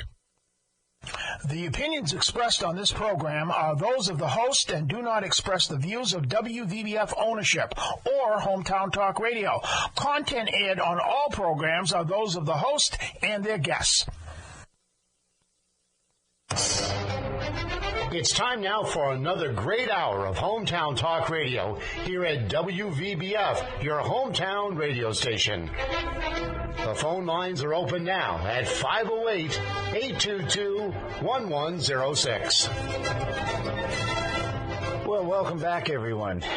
Jim DuPont here, WVBF 1530 AM, 10:06 on Friday, April 30th. This is it. April's over. We're done. See you later, April. May 1st tomorrow. 62 degrees outside our studios here at 14 Church Green, home of the Taunton Federal Credit Union. Thank the callers from the previous hour for calling, and even the one who called by accident twice. Listen, you butt dial somebody. If it's us, we'll put you on the air. Not to worry, not to worry. Well, I want to thank the callers there. Interesting discussions that we had. On the phone, I have with me now former Somerset Selectman Holly McNamara. Holly, good morning. How are you? Good morning, Jim. Thanks for having me. Well, I'm so delighted to have you on and give you a chance to talk about some things. It's for the benefit of the listeners. Holly McNamara, you were elected, I believe, in 2016. Yep. All right. And then you were reelected, and you had actually another year on your term, but following the town election back in the beginning of the month in Somerset, a new selectman was elected, and I think the word is abruptly announced your resignation from the board. Now, by way of context here, Holly McNamara, you were born and raised in Somerset. You went to school, spent some time on the West Coast, but looking through things, you graduated Cornell. By the way, folks, Ruth Bader Ginsburg went to Cornell.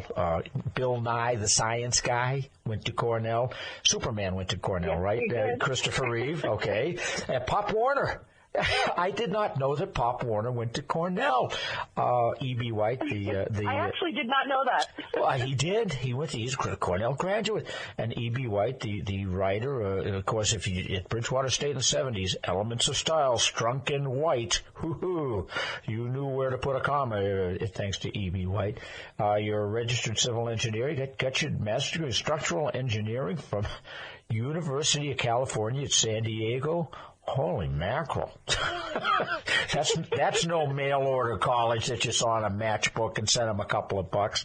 But Holly McNamara, thank you for calling in. I just wanted the listeners to know a little bit about you and things. Now, first and foremost, you're not a selectman now. There is a special election being held to complete the last year of your term, and then that person will have to run again. But right now, town of Somerset only has 2 selectmen? Correct. Wow. Yeah. I'm taking a breath on that one because I was a member of a 3-member board of selectmen for a number of years, and I can tell you whenever one of them would go on vacation, just be out of town for a couple of days, all of a sudden the other 2 of us, we felt the weight. And, so now the 2 other selectmen, one of whom you served with, Lauren Lawless, correct? Correct, yeah. All right. He's still on the board. It's his 2nd year. All right. So now he had previously been a selectman, I believe, back 2007 to 2010. I don't know, was he... 7 to 9, I believe. Oh, yeah, 10. No, you're right. Yeah. Now, I don't know, was he defeated or did he not run? Not that it matters. He was defeated. Okay. But he was previously a selectman. Alan Smith was elected in the most recent town election, and he defeated an incumbent selectman, David Barabee, to become selectman. So you now have a person who has been a selectman less than a month. And one of the first things that seems as though the board, without Holly McNamara, decided to do was to tell the current police chief, thanks very much. You're done. Between now and the end of August, when your contract expires, why don't you start packing your bags and get out? Okay. I have to ask about that. This was a vote not to renew the police chief's contract. I don't know what there is on the record regarding this. Executive sessions, minutes of public meetings. Executive sessions. I don't know because do we know if in the executive sessions was the chief present or not? Because as I understand executive sessions, particularly relating to personnel matters, you give the person who is the subject of a personnel discussion in executive session the option of being there. Do we even know if the chief was involved in any of this? He was not. So last year when Mr. Lawless first was elected, he had started just before his election to have, he had been friends with the chief for about 7 years, very close friends. I was actually friendly with Mr. Lawless as well. And so I really I know them both very well. I got to know them as I was in office. And, they were friends for a long time. And just before Lawless was elected, he started to have a grudge against the chief because the chief wouldn't publicly support him. Or at least that's what we gathered because it's the only thing that happened. And so once he was elected, they continued to have friendly text messages. However, the chief had questioned something as a friend and as a selectman to Mr. Lawless because they had that kind of relationship. And Mr. Lawless, in his usual fashion, wants to throw his weight around and wants to show everyone who's boss. So immediately went to the town administrator and started to figure out how he could fire Chief McNeil. It was very egregious. It was way out of line. To me, I was very vocal that it was a complete embarrassment to both the board and the town, but the town didn't know about it because it wasn't anything that was public.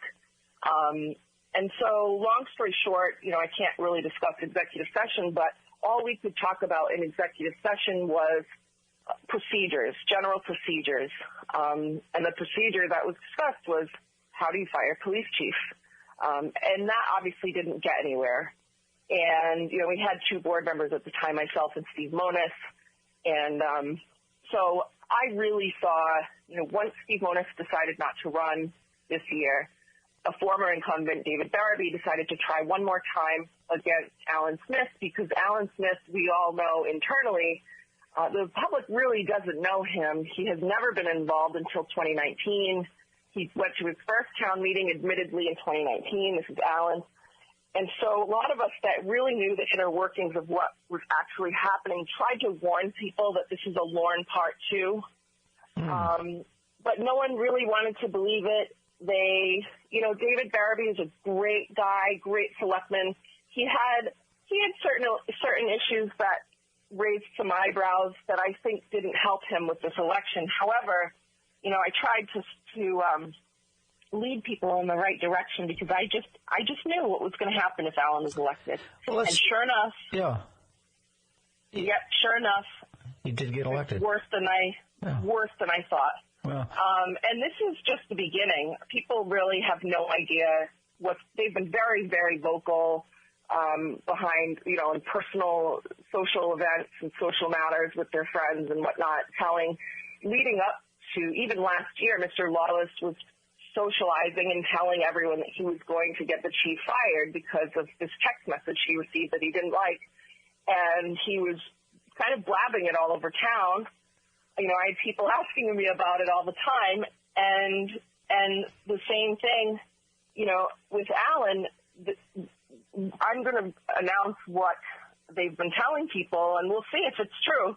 But, there's certain things they can and can't do, and they don't really understand that. And so we'll see what happens, but it's just unfortunate. We all want the chief to fight and stay and hang in there, but this is really hard. It's hard for the police department. It's absolutely a personal vendetta. And, it runs deeper than just Mr. Lawless. There are former chiefs involved. And Mr. Smith, really, he has never sat with Chief McNeil, not once. He doesn't know him. he was only in office for 9 days before he made this massive decision that disrupts the community. I mean, the community is in an uproar right now. We have about 800 signatures that they put together on a petition, and it's growing daily. And so, and just a few days ago, they had a selectman meeting, and it was on the agenda to discuss. Now, not only did they give the chief a 90-day advance notice per contract for non-renewal, but they turned around to last Wednesday's meeting to put on the agenda that they're already going to appoint an interim police chief. I mean, talk about taking someone when they're down. So, it's just very sad. And our police chief, Chief McNeil, has a 100% perfect record. He is very exemplary. He goes above and beyond. He always has. He cares. He moved here, and he really embraced Somerset as his own. And the community loves him. He genuinely cares about this community. He's devastated. And it's just sad that these two folks, it's legal for them to not sign a contract, but have some humanity. You're just taking someone's career away from them and something that they've built for the entire community. And it's just the beginning. I'm telling you, there's so much more that they have planned, and it's like a big wrecking ball has come into the town. Well, we're talking with Holly McNamara, former selectman in the town of Somerset. Now, Holly, I served as a selectman in Rainham's smaller town than Somerset, but we're both small towns. I mean, we are not Framingham, which finally admitted it was a city and got a mayor. We're in that category of the Berkeleys and Swanseas, little towns. We got a few big things in town, as every little town kind of does. But there was always in Rainham and in most small towns that I know of in my days working with Mass Municipal Associations and other groups, there was a deference to the full-time professionals that you paid to run your town. And that late Don McKinnon, who was selectman 39 years in town of Rainham, a legend, he said full-time beats part-time every time. And he openly said, how am I supposed to come into this selectman's meeting room once a week for a couple of hours and presume to think that I know more about how to run a police department than somebody who has worked as a police officer, who has been a superior officer up through the ranks, sergeant, lieutenant, captain, deputy chief, not necessarily in that town. But this is not somebody who you kind of decided to have an arm wrestling contest and the winner got to be chief. This was a professional person, and police work in particular, Holly, I guess I want to say this to the listeners as well as to you directly, police work is nothing to be trivialized. It is nothing to be trifled with, and least of all, politicized. And, you made the comment that evidently the chief failed to rise up to some sort of request for political support for one of the selectmen. I got to say this, in Rainham, you wouldn't, as a candidate, even ask the chief for your vote. You wouldn't even knock on his door. You would shake his hand if you saw him, but he was an employee of the people of the town of Rainham there to protect their lives. And as such, you gave him the deference of his professional experience, training. I guess I got to ask you, Holly, in your time as a selectman, were there any issues that you could point to that could possibly be grounds for not renewing his contract? Absolutely none. Absolutely none. And I know Mr. Lawless personally. There's a lot more to the story. I actually took the time to read the personal text messages between Mr. Lawless and Chief McNeil for the past 3 years. It's very personal. It is a vendetta, and he is using past vendettas of other chiefs to piggyback on because he knows that's the weak spot. And it's completely, admittedly, political. They may or may not remember that they're actually saying this to people at bars. They're saying it to their friends, and it's spreading. And it's so sad. It's so sad, especially in the time where the policing profession is just, it's hard right now. And we're going through police reform. They're already stressed. They don't need this community. Chief McNeil has brought the police department, the morale as best as it's ever been. And in spite of the police reform, and everyone really likes him, and the union likes him, and people move here to work for this department. We see it time and time again, and it's just this is a really, really low blow to not only the chief and his lifelong career, but to the entire department and the entire community. And just like you said, this is not something to be trivialized. And the question that I have, and I think I know the answer, is that how could a selectman, like you said, who are we to know how to run a police department? Who do we think we are? This is not 1790. I always went by the police chiefs or any of the police officers' recommendations. I don't presume to know more than any of them. And the fact that this selectman, Alan Smith, has come in and within 9 days makes this robust decision to not renew the police contract with zero grounds, which legally they don't need to give a reason. However, he ran on transparency. Well, my thought is, hey, what open meeting law did you break? Did you talk to Mr. Lawless before this? Was this planned? I have so many questions. What did legal counsel tell them to do? Did legal counsel agree with this? I doubt it. But did they? What did they advise? How could you possibly feel good and rest your head at night feeling good about this decision that you made? Just completely blindsiding the community. Well, it's just awful. Well, Holly, I hear you on that one because I'm not comparing Rainham to Somerset of apples to oranges. Rainham, Somerset were a couple little towns, that after World War II had tremendous growth in the 50s, 60s, 70s. They went from little backwater farm towns with kind of one or two big things to major kind of commercial centers and lots of businesses and things that you just didn't have 30 or 40 years ago. The Somerset of the 50s and the 60s and 70s has been replaced by the Somerset of the 90s and the new millennia. And but at the end of the day, your police department, if you had to pick something that a city or a town does, is something that you don't want politicized. You don't want it to become a stalking horse for personal agendas or settling personal scores or social slights, whatever. And you can't think of anything to point to that would say that there's any sort of a pattern of mismanagement or unprofessional conduct or abuse of authority as chief. I mean, are you getting grievances from police officers' unions over management decisions? And you're saying that in your time as a selectman, in 5+ years, there wasn't that, yet within less than a month. Holly, I got to take a deep breath here. I'm saying to myself, in the town of Rainham, and I'm just saying this, as I think generally speaking, most towns will say, your police chief is a professional in a profession that is very difficult, very complicated, that has human life on the line every single time they go to work, every single minute of the day, and not just their lives. Police have the use of deadly force, sometimes have to use it. This is not something, I got to tell you, Holly, I don't think I could be a police officer. It takes a special kind of person, but it takes an even more special person, I think, to lead one. Holly, I got to take a little 2-second break here. How your mother would say, "It'll only be a second, dear," and then 10 minutes later, you're sitting there, Mom. Holly McNamara, former selectman town of Somerset. Stick around. We'll be talking with her a little bit further. I'm Jim DuPont. This is WVBF. We got a couple of words from our friends at G. Lopes and Get Back Mass Public Service announcement. We will be right back.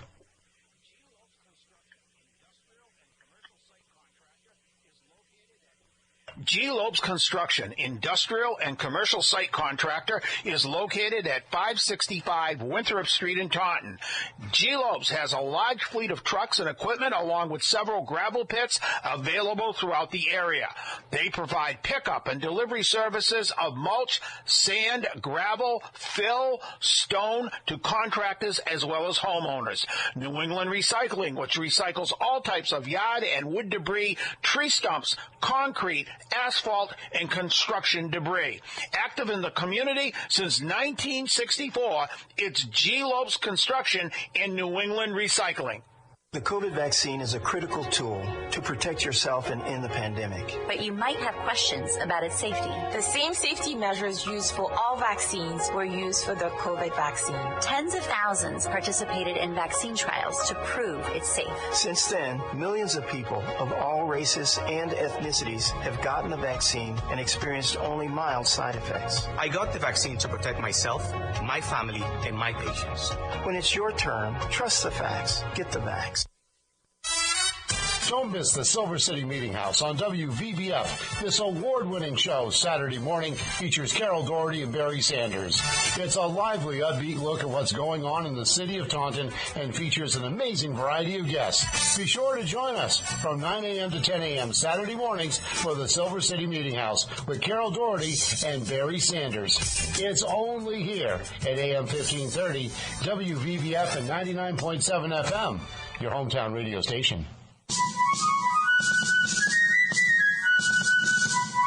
Well, welcome back. Jim DuPont here, WVBF 1530, 1026, talking with former Somerset Selectman Holly McNamara. Holly, good morning. Thank you for calling in. How are you doing so far? Good morning. Thank you so much for having me. I'm doing okay. I'm glad to be here. I got to say this much, Holly. I had a couple of things come along my way, and I thought about resigning a couple of times. I said, I don't know. I can't do that to the town of Rainham. We need 3 selectmen.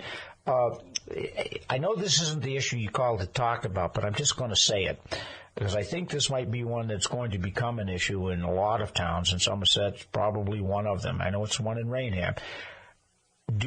Is a 3-member board of selectmen really a good idea? We've pushed for a 5-member board of selectmen in Rainham once before, and it failed. We're pushing for it again this time. Looks like it's going to pass. And the material point is, well, this gets to the question of executive session and discussions between selectmen. It is illegal for a selectman to have a meeting without posting it under the open meeting law. And a meeting is defined as a quorum. Well, 2 members having a conversation, whether it's an email or a text, has been ruled as a meeting. And when that ruling came down, myself and the other 2 selectmen at the time, we said, guys, I think we kind of got to knock it off of having a little talk, after the meeting or giving somebody a call, a heads up, I'm bringing this up tonight. Can't do it. That's illegal. Yet it would appear that discussions occurred outside of any formal setting. Now, that said, Holly, one of the arguments in favor of a 5-member board is that 2 selectmen is not a quorum.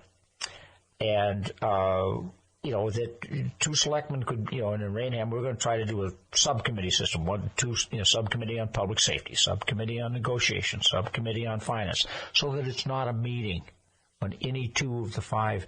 Is this something that is an issue, might be an issue in Somerset? Because that seems to be, I don't know, but I just am dumbstruck that 10 days after elected, 2 selectmen decided to not renew a contract of probably the most important job in town.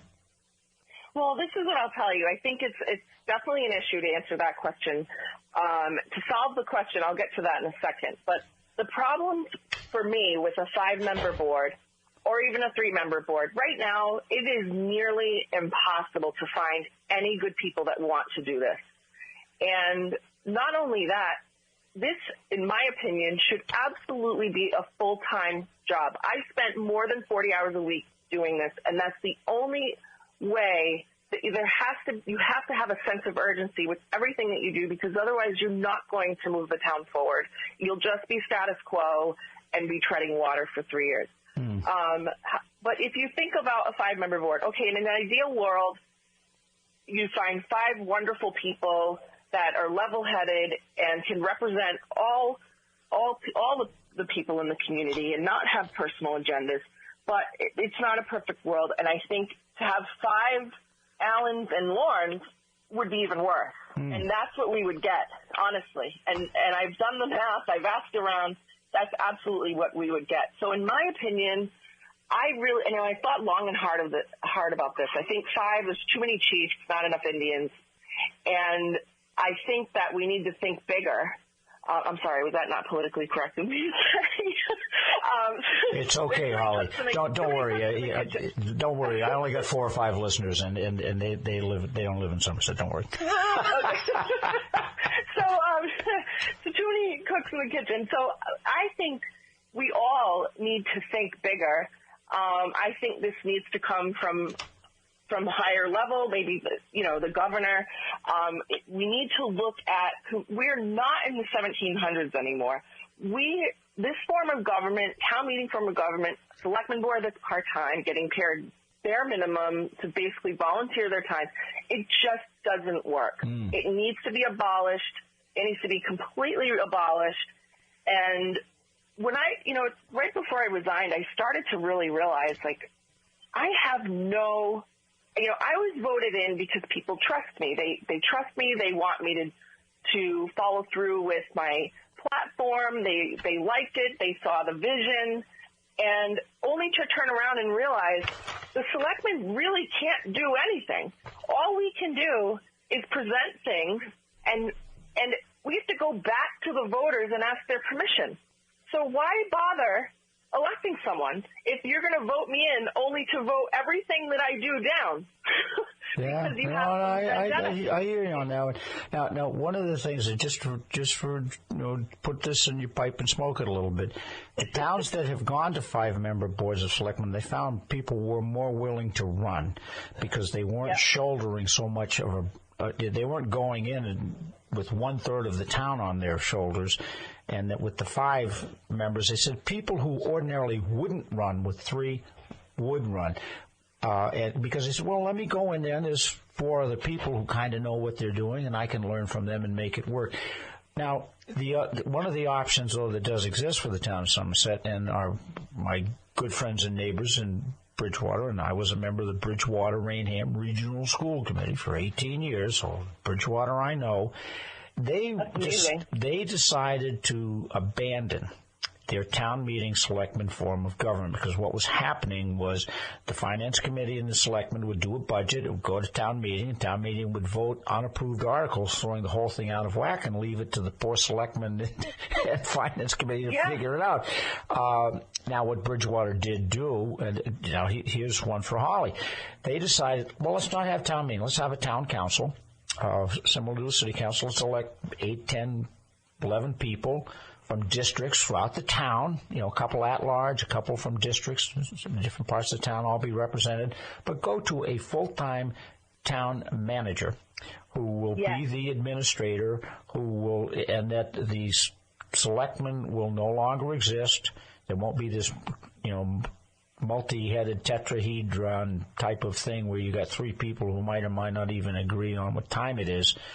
Instead, you'll have one person making executive decisions day to day, and appropriations, appointments, bylaw changes would go through an elected board representing the people. Those cities like Taunton and Fall River, they went to the city form of government because it got too big to have a town meeting once they got too many people. Bridgewater got to be 36,000, but they had the town meeting vote one thing and the selectmen vote something else, and they said, this isn't working. Is that what you're saying, Holly, that this isn't working? Right. And back in the 1700s, when this town was incorporated, 1790, they would fine people for not attending town meetings. That's true. So can you imagine? We can't have 18,000 people in a room. It's physically impossible. So it just doesn't work, and it needs to change. And the crazy thing is now, when you're in office, you can't change it. It has to be someone else. Well, who's motivated to do that? That's a ton of work. Yeah. So it's frustrating. So, it's hard to change, but everyone talks about it, but no one's doing it. So I just, I don't know what's going to happen, but we're talking with more coming. We're talking with Holly McNamara, former selectman of the town of Somerset. Now, Holly, in reading your statements, both post-resignation and pre, one of the things that you talk about is it appears as though there has become a division in the town, and more importantly, it seems as though people have decided to become very caustic toward town employees, and by town employees, I think you know where I'm going with this. I lived across the street from Town Hall in Raynham when I grew up, and I delivered the newspaper there, and you know as well as I do, people working at Town Hall, they don't make a lot of money.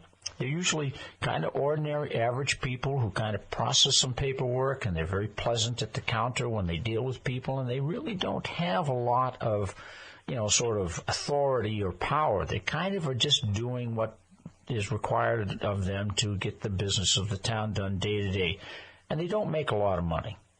And yet it appears as though people have decided to vent their frustrations and their anger about various things on these people who are essentially just trying to get through the day. Holly, that's exactly it. Where is this coming from? What can you say about that? It's such a horrible. It's caused me to lose a lot of faith in humanity, honestly. There are some folks that live close to the former Brayton Point power plant, and in 2017, that plant luckily was very quickly purchased. It was not mothballed, which we were all afraid of happening, like what happened to the Montauk plant. And it was a company that owned all of the environmental remediation. So they quickly went to work. They demoed the cooling towers. They cleaned up the site, so to speak, to an industrial standard, because that's what it is. It's an industrial site. Everyone was ecstatic because they wanted the monster cooling towers gone. Property values went up on average about $50,000 a household, and according to the numbers that I received. And people were excited. Well, the plan still is for them to be a major part of the offshore wind industry, and to have potentially a laydown area and a manufacturing area for wind parts, to use the Deepwater port to ship them and sell them and distribute them across the globe. And they also had a partnership with this company in Barrick, who was investing $500 million, probably about $625 million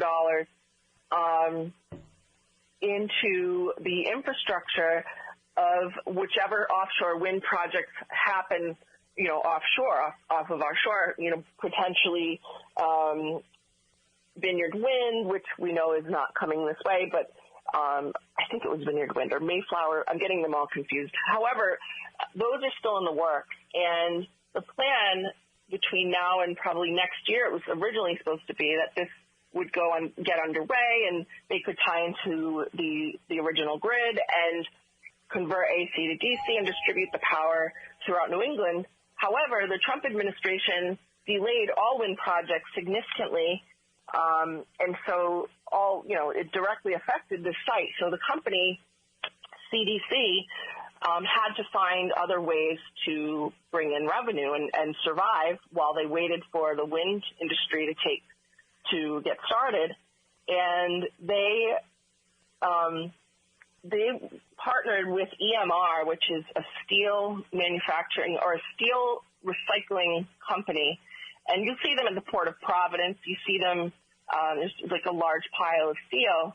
And what they do is they certify the steel wherever they certify it, I don't know. And they bring it in by the truckload with a certification claiming that it's clean, which means it's able to be reused. And they bring it in by the truckload. And on 2 acres of the 300 acres, there are only 145 developable acres, but it's a 300-acre site. They bring in on about 2 of the acres, they pile the steel, and they ship it overnight to, I think at the time they were shipping it, and they still are shipping it to Turkey. And so what happened was they had brought this company, EMR, in and started piling the steel up, and the building inspector said, well, wait a minute, what is this? Like, you can't just do this. You have to go through, it's an allowable use, but you have to go through the permitting process. So we had to halt them from importing anything else until we allowed them to export. Well, we being the building inspector. The selectmen really have nothing to do with it. However, we got blamed. So even though we've explained this for 2 years, but we got blamed because people just like to blame us. But so the building inspector said, okay, look, you have to go through the permitting process. So they did. They started the permitting process. It took several months, and they had to lay people off. They, because they weren't making money. And they got their permits. They got the local and federal and state level permits, and they've been operating this quote unquote steel manufacturing or steel recycling operation, which is really just a storage pile. They don't grind. They don't do anything. They're not allowed to. They just bring it in and ship it out. So what they do is from time to time they have to move the steel around and to make room for more to come in. And so the residents across the bay who have never been involved in any town politics start getting involved and have been uproaring for 2 years. And every single complaint that we have found, there have been 2 that have been found warranted. I think there have only been 2. And what they complain about is they claim that the ship, the metal is floating across the bay, which it's not. They claim that the dust is caking their homes, which it's not, because what used to happen is the coal would cake their homes. So that's why was that a problem? Yeah, the coal plant was a problem to those people. I recall huge that. problem. Yeah. But they were fine with it. They were fine. They just were fine with it. So this is nowhere near the coal plant, and it's been measured by DEP. It's been measured by EPA. It's been measured by third parties. Nothing between the dust and the noise. Nothing is going over any threshold that it's not supposed to go over. Not once. And so it has to be a consistent occurrence to become a nuisance, and it is not. So, but they continue to completely inflate this on and on and on for 2 years, not listening. They just don't want to hear any explanations. They want what they want, which we don't know what they want. They just have been screaming for 2 years. They got Mr. Lawless elected. They got Mr. Smith elected. They formed a nonprofit, Save Our Bay, Brayton Point, which they use for political reasons, which you're not supposed to do. But they have been using this as a campaign. And myself, before this all started, I knew Mr. Lawless, and before this started, he was telling me he was thinking about running for office using a different platform. So I knew when this came up, he started getting involved. He doesn't live down there. He started getting involved, and I said, I see what's going on. He's using them to get elected because he wants to be a selectman again. And that's exactly what happened. And I warned them. I said, this is what's going to happen. They don't believe it. They drink the Kool-Aid. Same with Mr. Smith. He does not live there. He started getting involved, and he claims it's because of the year we had to raise taxes 15%. But he does not still understand why we raised taxes 15%. We've explained that so many times. We've actually been able to lower the tax rate since then, which is incredible. And it's out of control. It's pandering. It's just disgusting. And I don't see an end in sight. The poor staff, I just feel for them. And, it's just so sad to me. They're always walking on eggshells. They're upset. They're so upset. All of them are petrified for their jobs, and I'm devastated for them because now look what they did to the police chief. They have more plans. They talk about it. And so my reason for resigning, people say, oh, well, now you don't have a voice on the board. I would not have had a voice anyway. So nothing I would have done would have mattered to them because they're like a wrecking ball going in there and wrecking the place. So my response to that is no, I needed to resign because I needed to speak. And I need to be able to have a stronger voice, which I do now. And I'm able to speak more freely. And, I'm obviously not privy to executive session, but I can take guesses. Been there, done that, huh? Yeah. Well, Holly, I know enough to know. It seems to me, and just looking at, and I get, a few barbs here in Taunton. They say, well, you're from Rainham. I said, yeah, but you get too far into the forest, you can't see the trees. And sometimes the outside person sees things. The emperor has no clothes, as the parable goes. But it would seem to me what you've got in Somerset is a little bit of the tail wagging the dog. That there's a particular neighborhood that has organized for a particular purpose. But from what you've told me, Holly, and from what I could glean from reading things, it didn't seem as though there was any sort of specific end game as part of this Save Our Brayton Point group. That it essentially, there's no end game. I mean, what is it that they want? I mean, if you gave them the keys, said, here's the magic wand, wave it over Somerset, what would you want? I couldn't find anything where there was anything articulated other than whatever it was the last thing the town wanted to do, they stopped. And I said, listen, no offense, once upon a time, Brayton Point was just this thing out on the water, and then it became something else. And the power plant and the cooling towers, they're both gone now. But that doesn't mean that the neighborhood, as such, gets to dictate to the rest of the town, things. And I've always been wary of a neighborhood group trying to tell. That you need to protect your neighborhoods. You need to work with the people there and understand they have lives, they have concerns, they have issues. Absolutely. At the end, but don't you want a win-win? But in order for that to happen, Holly, you kind of need to know what the other people want in the first place. That's right. And I don't see that. Am I missing something here? No, that is the million-dollar question that everyone asks. And for 2 years, so 2 years ago, the answer was, we just want to cease and desist. Okay, well, 2 have been issued because there were issues that had to be worked out, and you didn't stop. Well, we just don't want anything there. Well, you can't have that. Well, we just want the restrictions. Okay, there are restrictions. We want it to be a field with grass. Well, you can't have that. And and for the first year, I was trying so hard because we all want everyone to be happy. Everyone can't be happy, but we all care about all residents in the town. We all care about the environment. And it came to the point where the tests and the studies, and I would go down there myself and take my own measurements. They don't believe me because they just want to attack me. It's just exhausting. And they are controlling the town and they say it on their group page. They say, look, we're controlling the town. We go to town meeting. We vote things down out of spite. And they do. They win. And it's just so sad to me to see this small group, this special interest group, controlling everything. They love it, though. They feel emboldened, empowered. They're running for office. They're running on this euphoric high of an adrenaline rush. They've never been involved before, so now they're feeling on top of the world, like, we're going to keep going. They keep saying, we will not stop. They're not stopping. It's been 2 years, and a lot of them are unemployed, and they spend all of their time just meddling in everything. It's too much time on their hands.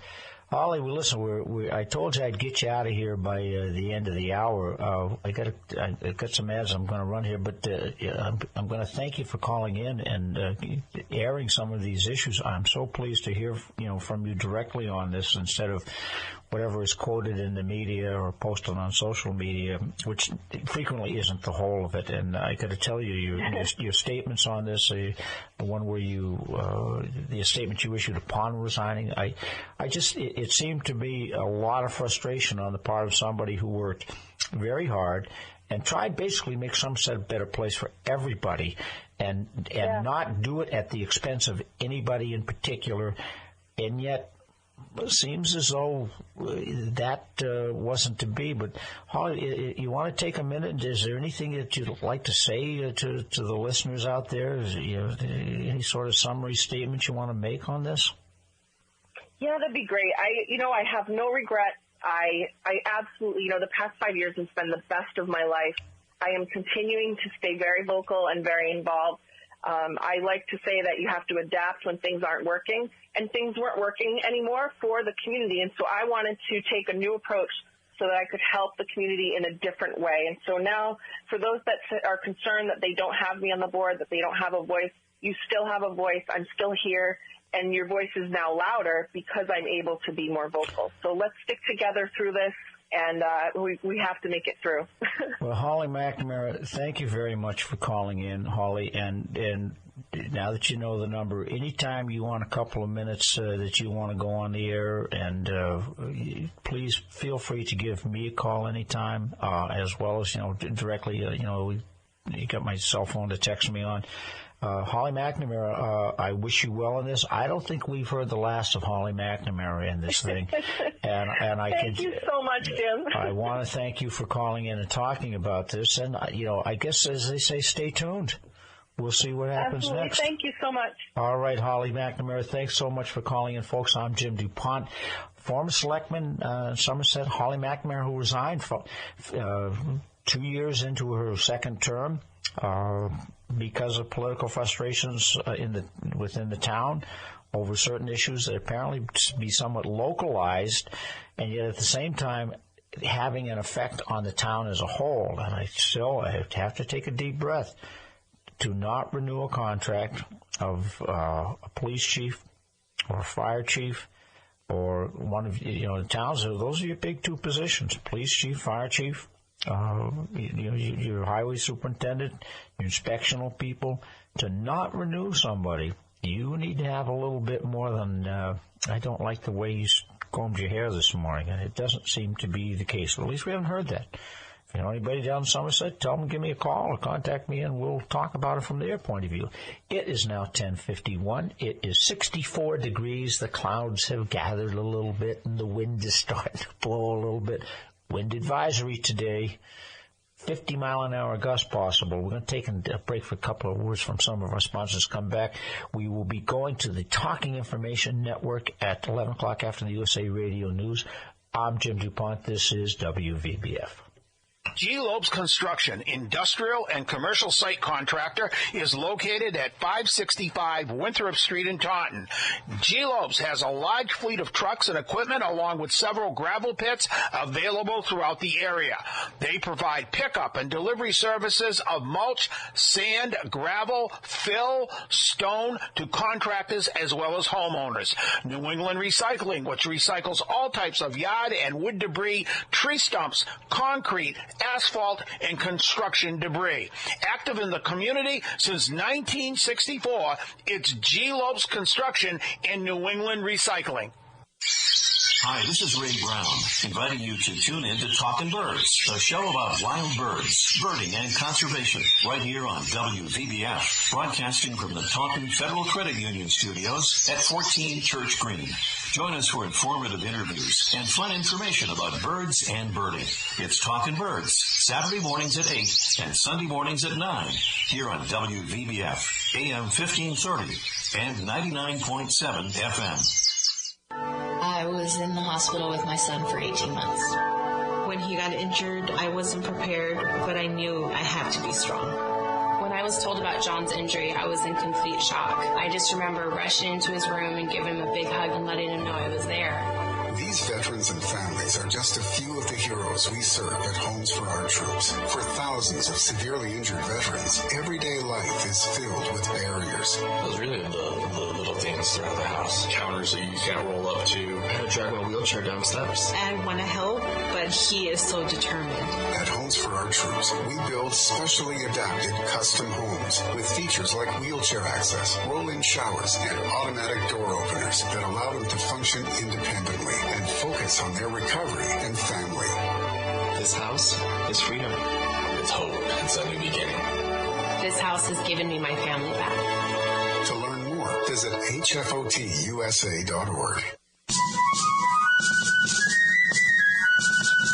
Well, welcome back. Jim DuPont here. WVBF 1530 AM. 10:54, we're coming up to the end of Hometown Radio, our 2-hour block where the eyes have it. I'll be back on Monday. Of course, we've got Silver City Meeting House tomorrow with Harold Doherty and Barry Sanders. Lots of good local programming. Joey Driscoll's got his Middleborough Weekend Review on Sunday mornings. Tony Lopes, of course, will be taking the helm, as they say, on Tuesdays. Tony's going to be here to do the morning wake-up news on Tuesdays, but he will be doing 3 hours, 9 to 12, where you can call in and talk to Tony about Taunton or whatever is on your mind. And if anybody is a person that you'd want to talk to about those things, would be Tony Lopes. So looking forward to that. Well, I want to thank former Somerset Selectman Holly McNamara, for calling in. I have to say that when a member of a 3-member board of anything resigns, it's a big deal. But in towns, don't forget, towns don't have mayors. Somerset's like Rainham. You have a 3-member board of selectmen. You have a town administrator. Now, that's not town manager. Town manager is a designation under the general laws that if you hire someone and appoint them as a town manager, it gives them specific legal authority to do things that a town administrator would not have. And in some towns, Rainham, for example, we made Randall Buckner, it goes back to in the 70s, there was a person named Brian Newton who became sort of the executive secretary to the Board of Selectmen, helping Barbara Sleazer, who was a longtime resident of Rainham. In fact, her family was a Leonard. The Leonards who go back to the founding of Rainham. But as Rainham grew, they went from a 3-member board of selectmen with Barbara Sleazer in the office, kind of doing the paperwork and handling the phones and so forth, to getting a person who actually worked carrying out directives and doing things for the selectmen. Ultimately, Randall Buckner became the executive secretary and then was made town administrator. We gave him that title when I was selectman with Gordon Luciano and Don McKinnon. But he wasn't the mayor. He acted based on issues would come up, and he would contact the selectmen and say, well, this is the issue, and we'd say, well, what do you think we should do, Randy? And he'd tell us, and we'd take a vote and do it, because we know that he had spent more time looking into it than we had. And we also knew that he wasn't a political person. It wasn't about politics or trying to be popular. It was about doing what had to be done.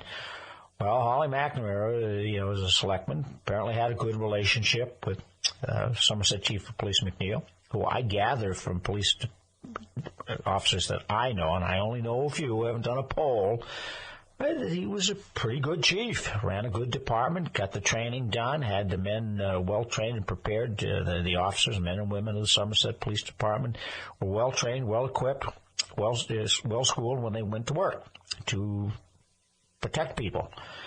Being a police officer, tough job. And then within a matter of days, vote not to renew his contract without any apparent publicly known reason. That there was not some event cited, there was not some action taken by the chief, an order given to a police officer, a subordinate officer that was inappropriate. Doesn't seem to be any of that. So, I think that, and you contrast that with just right up the road, literally the next town over in the town of Dighton. Contentious election for selectmen, where 2 of the selectmen openly campaigned against one of the candidates who got elected. Former Taunton High School teacher Lenny Hall got elected to the Board of Selectmen, but he immediately set about trying to build a bond and a relationship with and build bridges and set things aside with the other 2 selectmen. And that was the tone that he set. It does not appear as though that's happening in Somerset, which is unfortunate. Somerset's a town of about 18,000 people that at one point in time had the lowest tax rate in the state. One of the lowest tax rates in the state, and it was because they led the state in federal funds for grants as well as the revenue they got from the Brayton Point power plant. So, town Somerset was a very attractive place to live for many, many years. It still is, quite frankly. But it's gone from being a little town with a few businesses out on Route 6, just like Rainham was a little town with a few businesses out on Route 44, to a pretty big town. And a lot going on, and now the political divisions have unfortunately become divisions, not things that unify the town to make it a better place for everyone so that everybody wins. That seems to be unfortunate. Well, let's stay tuned. We hope to hear from Holly McNamara again. We'll keep you informed, keep you posted on what's going on. It is 10:59. That's it for Hometown Radio this morning. I will be turning things over to the USA Radio News and then going to the Talking Information Network. They read newspapers from around the area, the Patriot Ledger in Quincy, Attleboro Sun, the Bedford Standard Times, Fall River Herald News, Taunton Daily Gazette. They read the newspapers. And it's a good way to catch up on local news. Well, that's it for me for today, folks. I'm Jim DuPont. This is WVBF. I'll see you all on Monday. Broadcasting live from the Taunton Federal Credit Union Studios at 14 Church Green, we are AM 1530, WVBF, Middleborough, Taunton, and W259DD, Middleborough Center, 99.7 FM, your hometown radio station.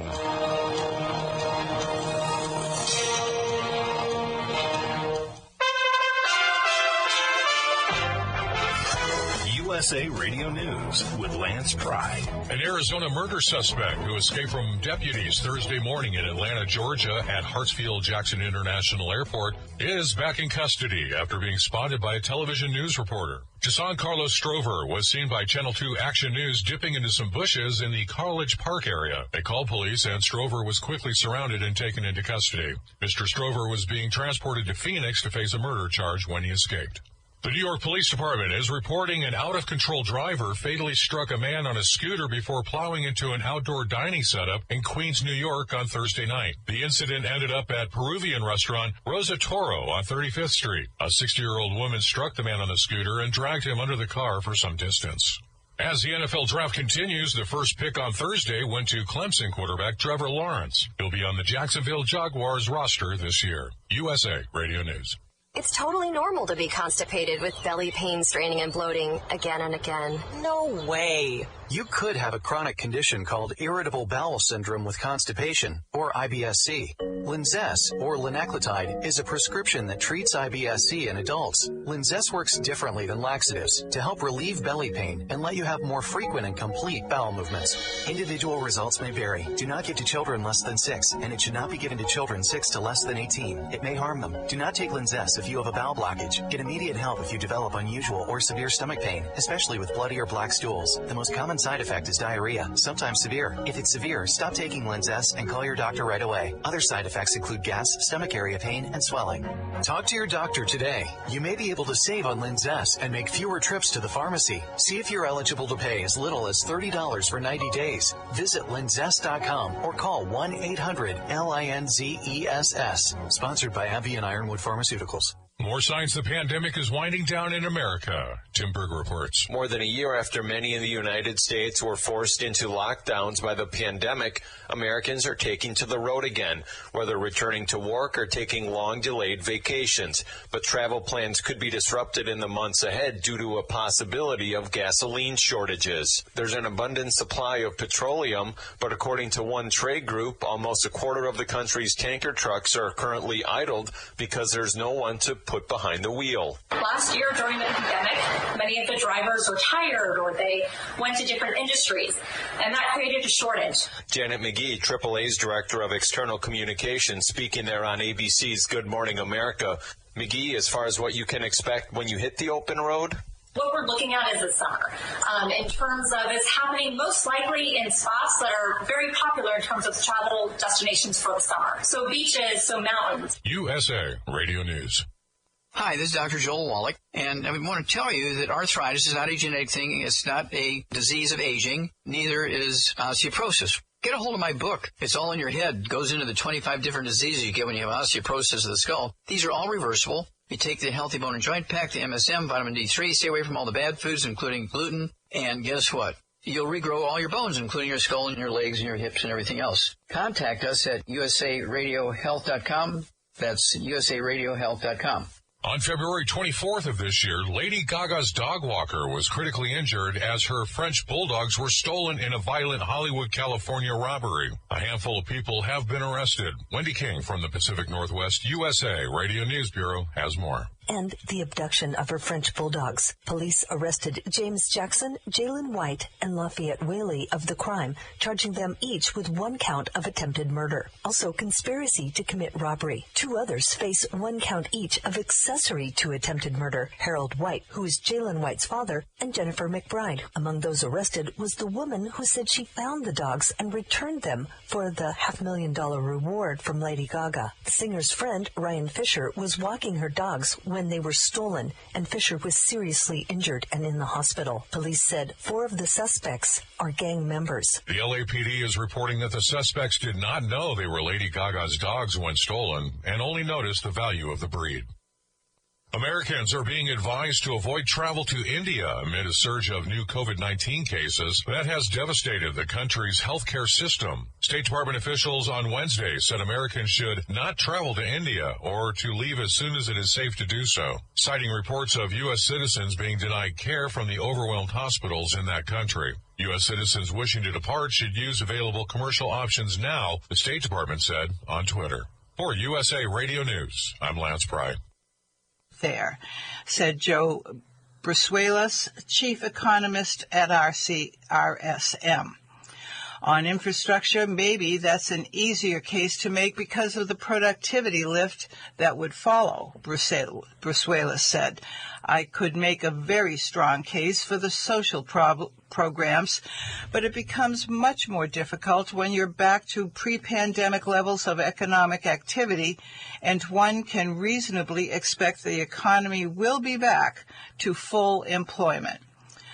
Harvard economist Jason Furman, chair of the White House Council of Economic Advisors under President Barack Obama, said the data make a strong case that the novel coronavirus remains the biggest factor holding the economy back.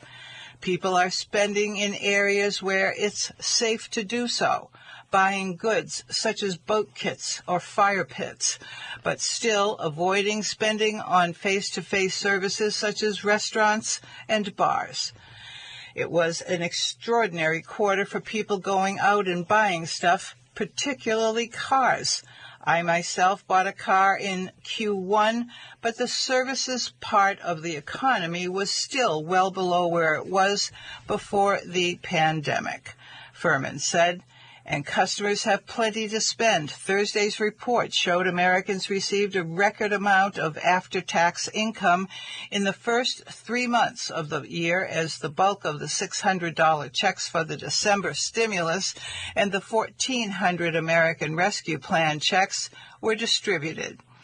The record would not have been reached without more than $1.6 trillion in federal stimulus spending reaching household balance sheets since the crisis began, with $0.6 trillion of that coming in the past quarter alone, according to the BEA.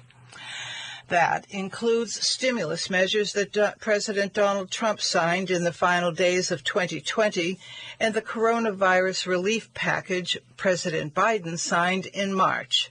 Still, economists say the first quarter numbers won't reflect the full thrust of Biden's $1.9 trillion bill, which many expect will turbocharge the economy and fuel year-long growth.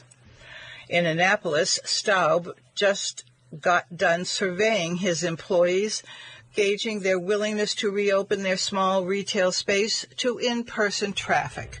Based on their input, he plans to open for retail and restart in-person boat building classes in the very near future.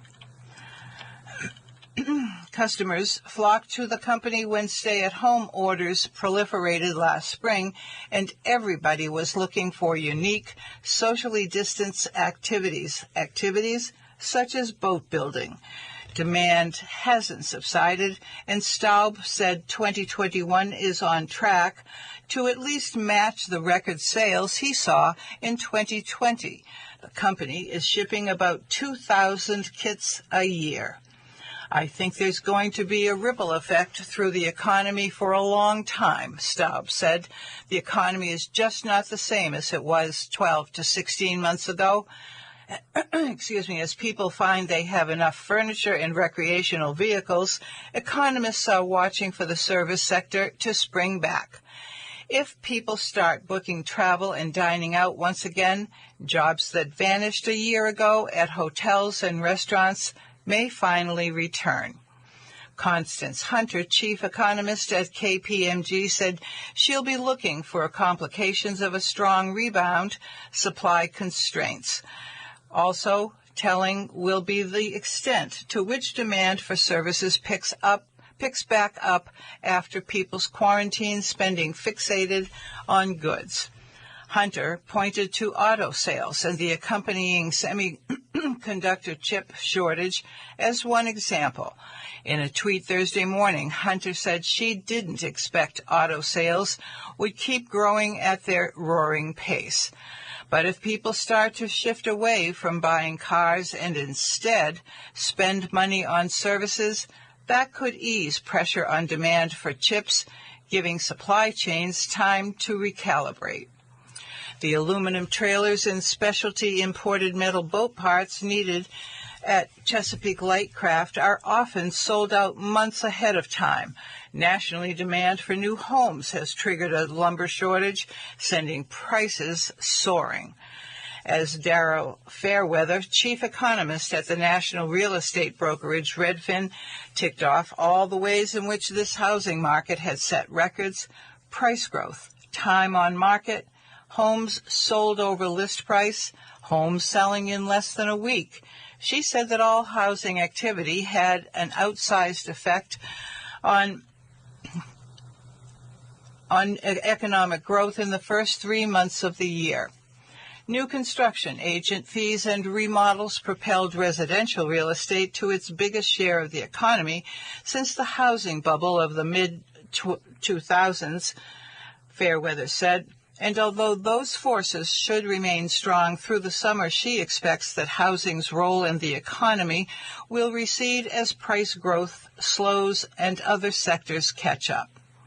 As recently as early January, economists surveyed by Wolters Kluwer's Blue Chip Economic Indicators thought the first quarter would see just 0.6% growth, 2.3% annualized, as the pandemic peaked. But they raised their forecasts as stimulus money flooded the country and 94 million Americans were at least partly vaccinated in a 3-month period, according to data compiled by the Post. The first quarter's growth, 1.6%, would be 6.4% at an annual rate, but annual rates can be misleading amid an unprecedented crisis because they imply that a quarter's trend will continue for an entire year. The Washington Post is focusing on quarterly rates until the economy recovers. In the first half of 2020, as the United States shut down over fears of the fast-spreading new virus, the U.S. economy shrank more than 10%. After 9 months of growth, it is more than 9/10 of the way back. It remains further behind after accounting for population growth and the economy's estimated potential. For much of corporate America, the boom is already underway. Amid the rosy reports from firms including McDonald's and Northrop Grumman, are ample signs companies believe the boom will continue. Caterpillar's profits rose as the nation's mines and factories gear up for rising demand. Microsoft reported the nation's COVID-era digital transformation continued apace.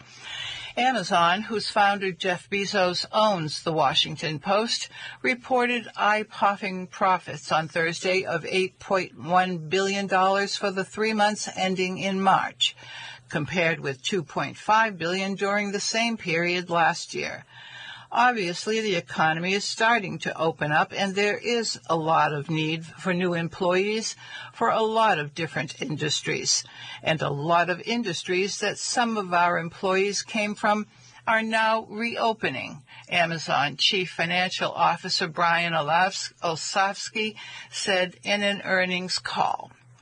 If the current pace of economic growth is to be sustained, it will require increased productivity driven by new technologies like those that proliferated during the pandemic, said Baumol, with the Economic Outlook Group. This week, Microsoft reported a 19% jump in revenue. On a call with analysts, CEO Satya Nadella noted the work-from-home world in which we have been living played to the Seattle tech's titan strengths. Over a year into the pandemic, digital adoption curves aren't slowing down. In fact, they're accelerating, and it's just the beginning, Nadella said. Economists expect inflation to rise this year as vaccines become more widespread and people unleash pent-up desire to spend. But there's much debate about how high it will climb and when the increase will trigger a response from the Federal Reserve or the White House.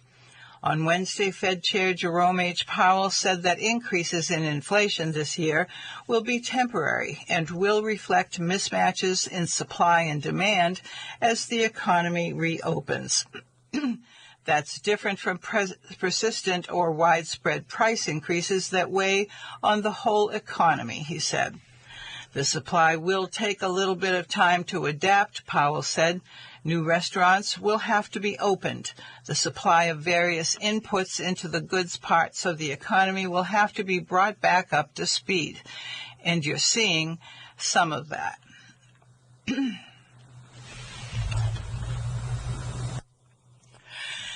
FBI warned Giuliani, key Trump ally, in Senate of Russian disinformation campaign targeting Biden.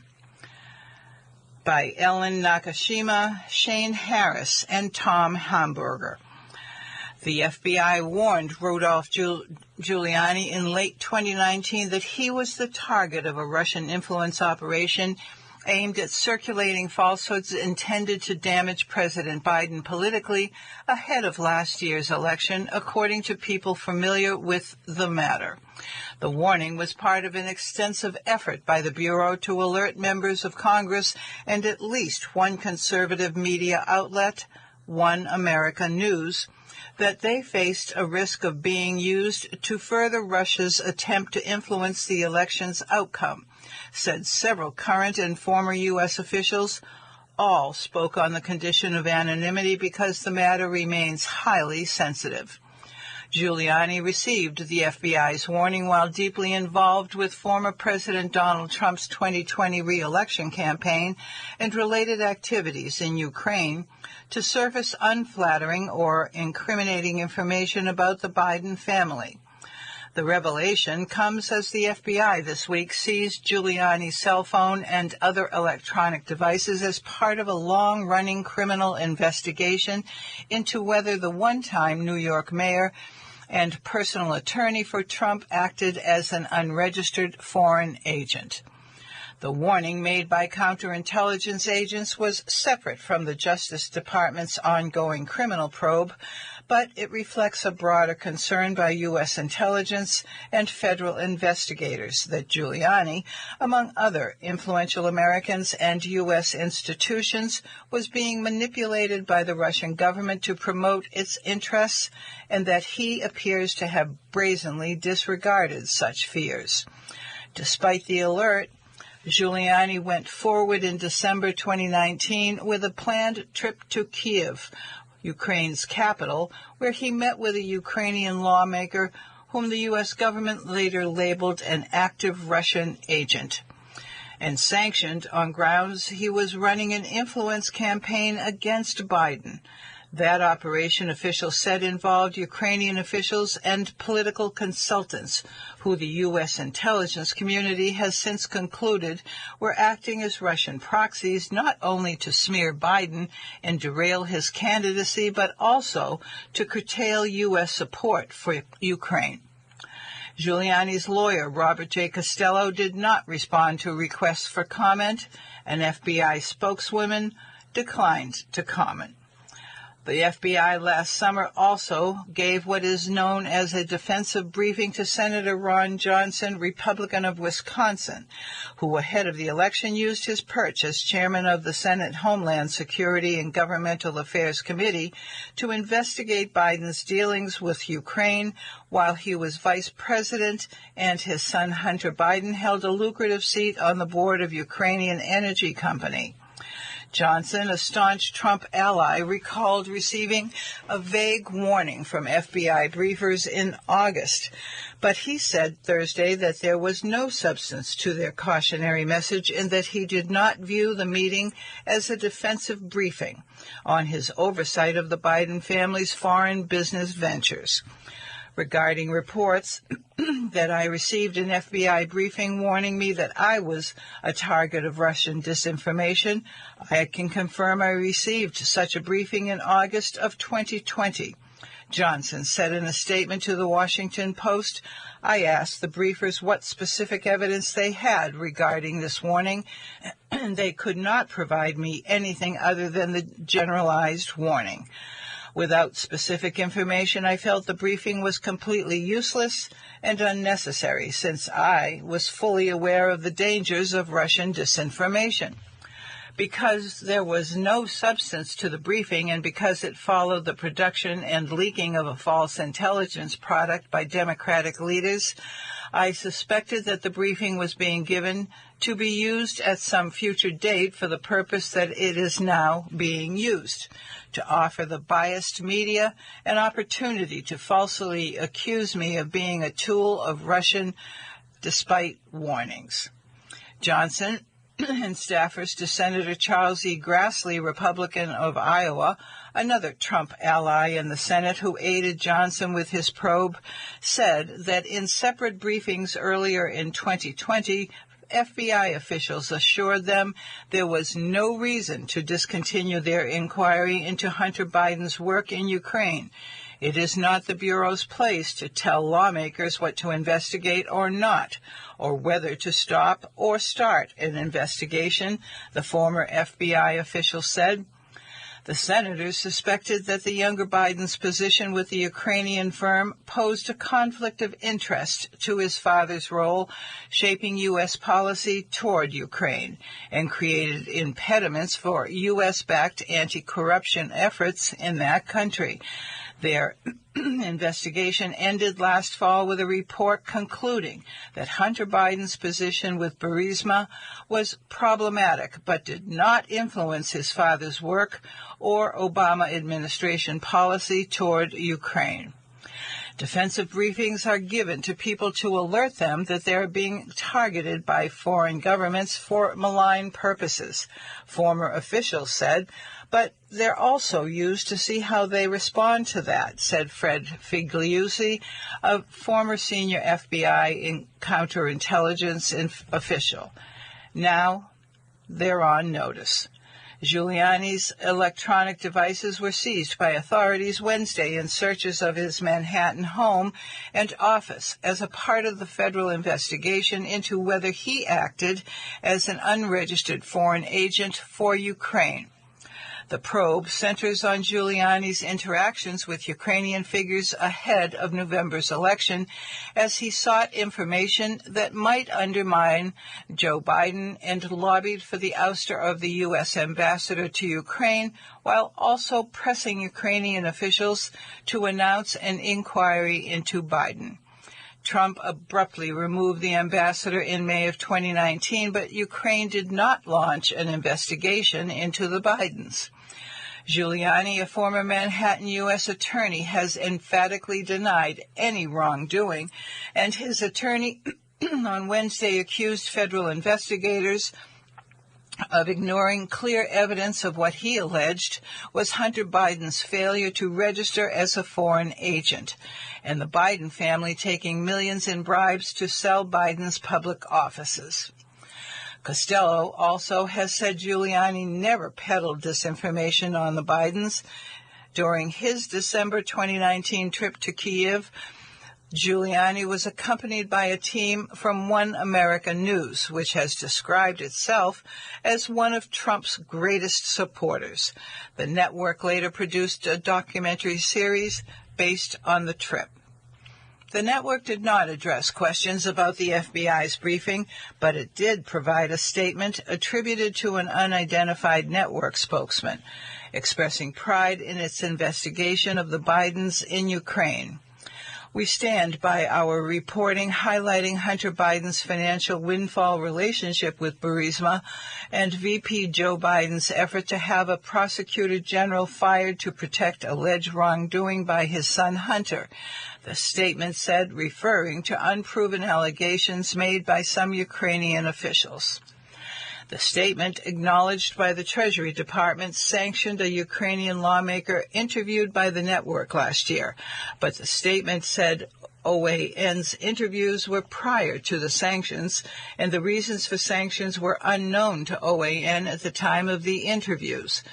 On his trip to Kyiv, Giuliani met with Andrei Durkak, a politician sanctioned by the United States in September and accused by the Treasury Department of having been an active Russian agent for over a decade and maintaining close connections with Russian intelligence services.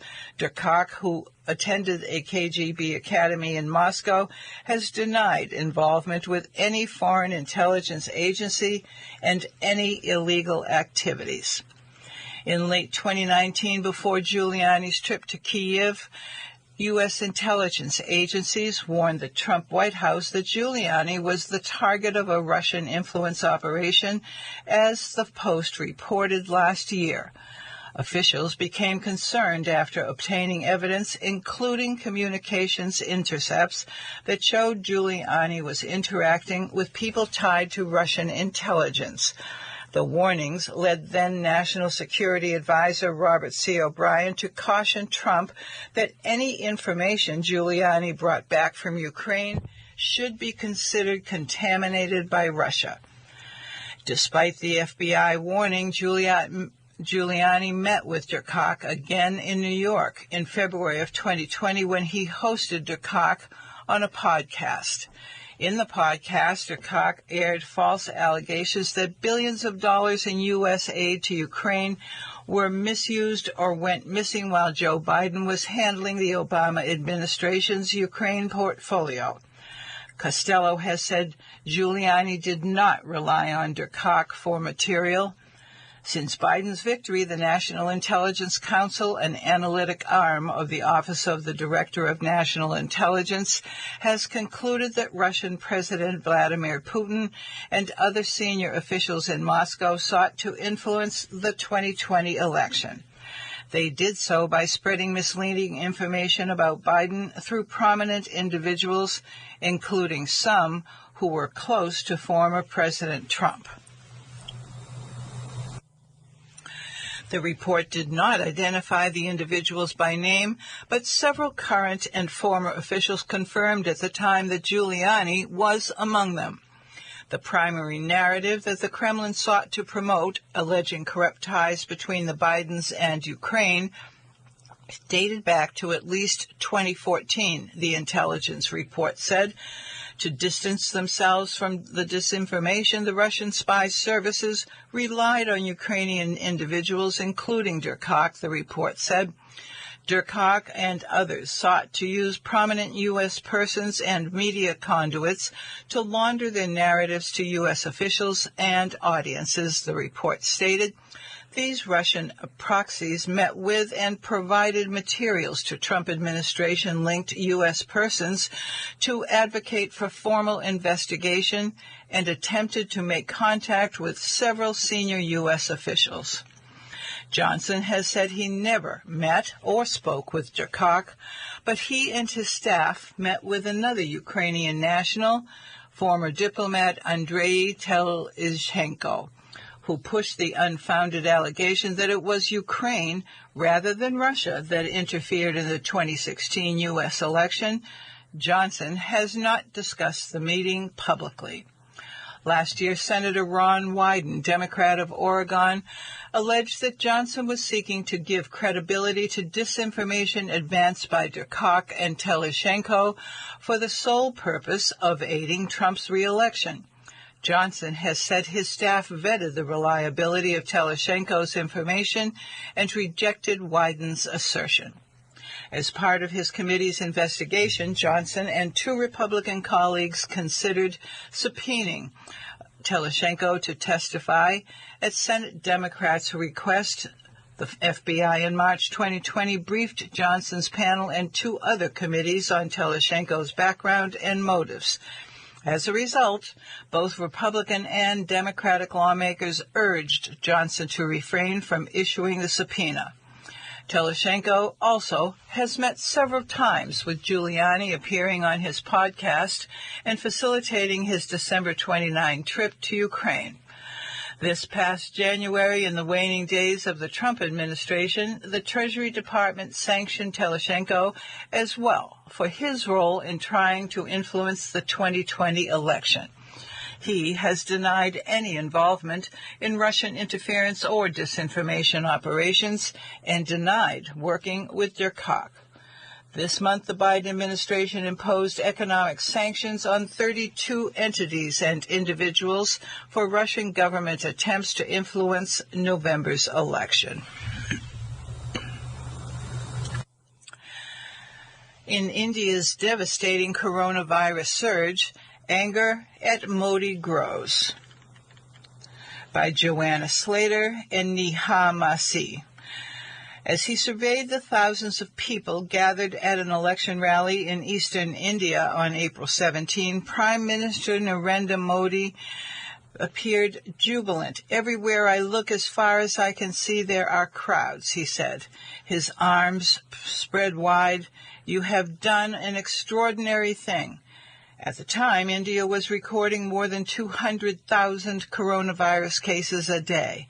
In the western state of Maharashtra, oxygen was running short and people were dying at home because of a shortage of hospital beds. In Modi's home state of Gujarat, crematoriums were being overwhelmed by the dead. Those scenes were just a prelude to the devastation now unfolding in India. It is recording more infections daily, at last count 379,000, than any other country since the start of the pandemic. Hospitals are turning away severely ill patients, and their relatives are frantically searching for medical oxygen.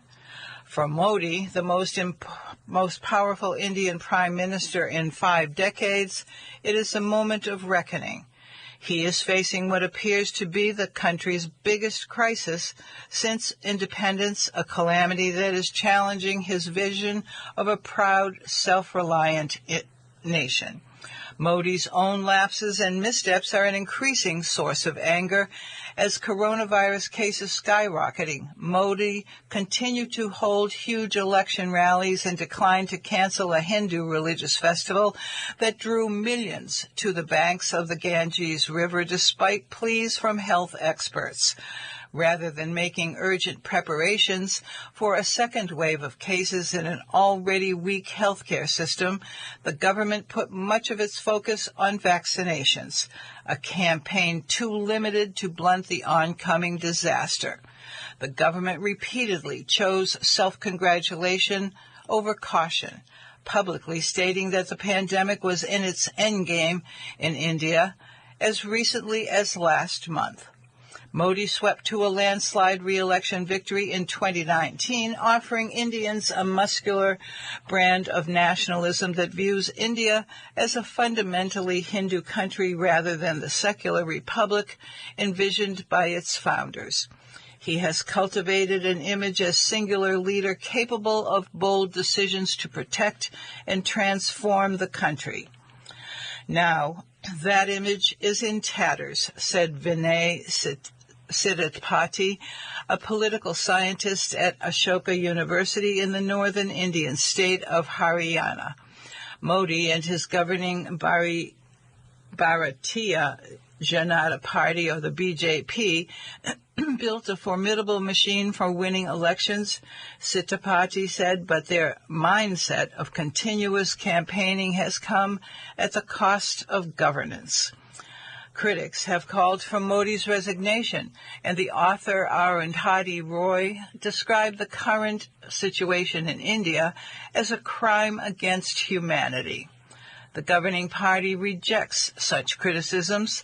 Modi's government has been working round the clock to fight the pandemic since the start of 2020, said Bajayant Panda, the national vice president of the BJP. By the beginning of this year, the number of active COVID-positive cases had dwindled to a trickle. The suddenness and scale of the present surge has taken everyone by surprise. Modi has acknowledged that the country is fighting a colossal battle against the coronavirus. India was successful in confronting the first wave of cases, he said in a radio address this week, but this storm has shaken the country. The Prime Minister's office, the Minister of Information and Broadcasting, and 2 health officials in Delhi did not respond to requests for comments on the criticism of the government's handling of the second coronavirus wave. Modi's approach to India's current surge stands in contrast to his actions last spring. Last March, he ordered a strict nationwide lockdown, the world's largest, with 4 hours' notice, at a time when the country had recorded about 500 coronavirus cases. The lockdown caused extreme economic hardship. More than 100 million people lost their jobs. Among them were millions of migrant workers who began leaving cities on foot to return to their home villages. The lockdown slowed transmission of the virus and gave India time to scale up testing and other capacities to fight the pandemic. Infections surged in the fall as restrictions were loosened across the country, but receded early this year for reasons that remain unclear. Modi's national government, as well as state authorities, went into the comfort zone of believing the pandemic had passed, said Srinath Reddy, the president of Public Health Foundation of India. That illusion came to settle in the minds of most people and clouded their judgment. A national task force of experts and scientists set up to advise the government on its response to the pandemic did not meet at all in February and March, according to 2 people with knowledge of the matter who spoke on the condition of anonymity because they were not authorized to comment on the panel's behalf. The task force met twice in April, and another meeting is scheduled for this week. In March, the government allowed an enormous month-long Hindu religious festival at Kumbh Mela to proceed in the northern state of Uttarakhand. Earlier this month, the state's chief minister, a member of Modi's party, said that because the gathering was held on the banks of the Ganges River, which Hindus consider holy, there should be no corona. As infections in the country climbed, including at the Kumbh Mela, Modi asked the religious leaders to consider making the rest of their observances symbolic in nature. Still, about 25,000 people took part in the final bathing ritual held Wednesday. More than 3 million devotees took part in one on April 12. Meanwhile, Modi threw himself into several state election campaigns, including a crucial one for his party in the state of West Bengal. Although the state was not one of the hardest hit in the second surge, experts say the continued rallies sent a bad message. While health officials were reminding people to wear masks and maintain distance, Indians saw their prime minister doing just the opposite on national television every evening, said Navjot Singh Dahiya, national vice president of the Indian Medical Association. Modi's biggest failure is that his government kept misleading people during such a huge tragedy. Now, people are paying with their lives. The current desperate struggle for oxygen across much of India has revealed a lack of preparation by the government for a new surge. Although India launched a bidding process to rebuild more than 160 new oxygen plants at hospitals across the country in October, only a small fraction had been installed as of April, according to a report by Scroll.in, an Indian media outlet. In the past 2 weeks, the government has announced plans to rebuild hundreds more oxygen plants across the country using money from a discretionary release fund set up by Modi to tackle the pandemic. The fund's donors and its precise outlays have not been disclosed. India launched a nationwide vaccination drive in January, but sent more than 60 million doses of domestically produced vaccine to other countries, both through commercial deals and as gifts in a form of vaccine diplomacy. Such exports were halted in late March as case numbers began to rise in India. More recently, the government announced that it would open vaccinations to everyone over the age of 18, but it's not clear that it has the supplies to do so. Now, anger is growing, even among Modi voters. Shivas Khan Karapa, a 60-year-old in the southern state of Karnataka, who goes by one name and works at a wholesale agricultural market, has been a Modi supporter for years.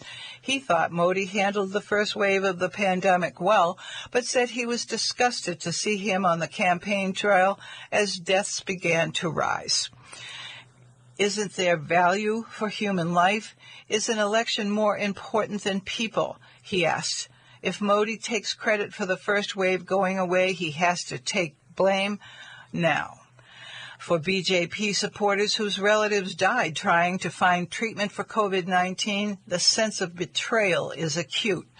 Arun Kumar Goyal is a lawyer in the northern state of Uttar Pradesh and has been a BJP party worker for nearly 2 decades. His mother-in-law was turned away from a hospital after hospital on April 25. She received a few hours of oxygen at a site run by volunteers, but died at home the next morning, Goyal said. I will never support the party again, said Goyal, 53. The government is completely absent. They have left the people to fend for themselves. Foster parents want answers after death of a 16-year-old in Columbus, by Tim Craig and Randy Ludlow. Columbus, Ohio.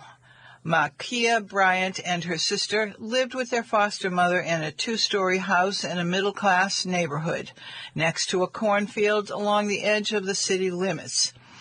Residents described the neighborhood as quiet, and most of those interviewed said they did not even know that the sisters were foster children until April 20, when Bryant, 16, was shot and killed by a Columbus police officer when he saw her swinging a knife at a woman during a disturbance in the front of the foster home. Bryant's grandmother, Janine Hammonds, said Makia called her that afternoon asking for help. She told her grandmother that there was trouble at the foster home involving a former foster child who had previously lived at the residence. The young woman had returned for a visit and was upset over the condition of the house, sparking an argument, Hammond said.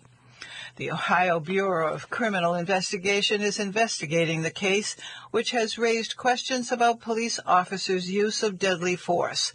But the disturbance at the house and Bryant's death also are indicative of deeper problems in the state's foster care system, said foster parents and child welfare advocates, many of whom are now calling for reforms to the overwhelmed and disjointed system caring for abused and vulnerable children. With Bryant's funeral scheduled for Friday, her death has been a call to action. At a somber news conference Wednesday, Bryant's birth parents and their attorney called on U.S. Department of Health and Human Services to investigate Ohio's foster care system and asked for a Justice Department probe of the Columbus Division of Police, whose officers have fatally shot 38 people since 2015, including 5 under the age of 18, according to the department. We are going to investigate every agency that had a time and an opportunity to prevent Makia's death.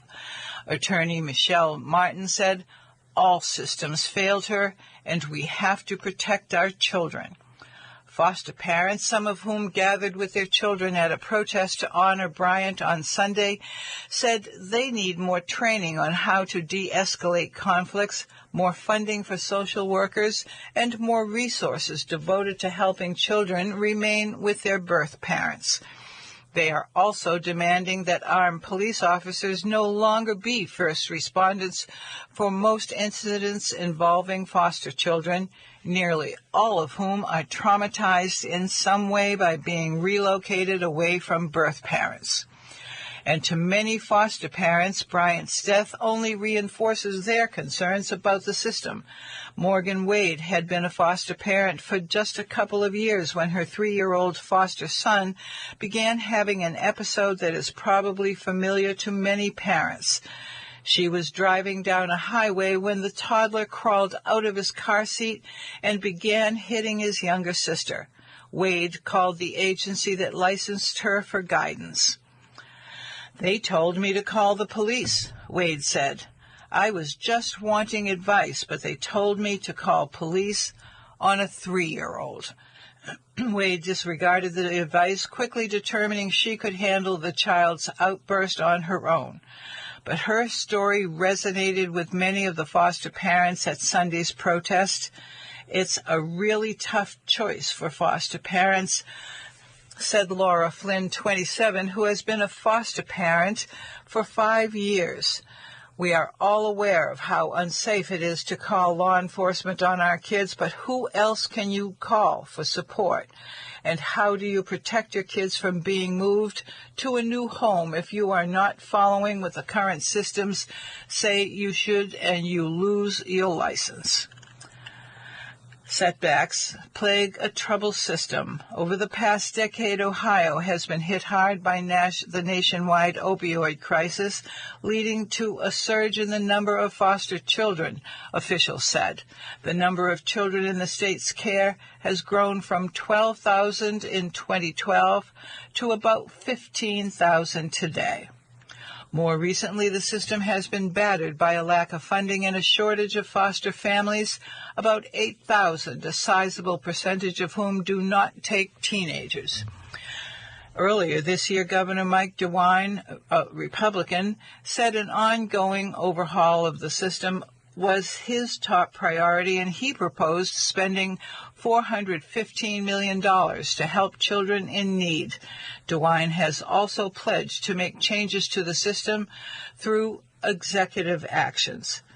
This is going to remain an issue that Governor DeWine will be focused on throughout his tenure as governor, said Dan Tierney, a DeWine spokesman, who added that the governor is also a former U.S. Senator and State Attorney General who has been pushing to reform the system for decades. But the state's foster care system continues to face setbacks and criticisms, including accusations that it is especially debilitating for non-white children. A March report commissioned by the Ohio Department of Job and Family Services found that black youths make up 36% of Ohio's foster care population, despite making up just 14% of the state's population of children.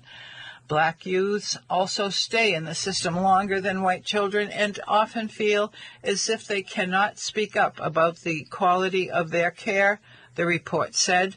Many white foster parents don't believe they have adequate training on how to best raise children in multiracial environments. Advocates say about 80% of Ohio foster parents are white.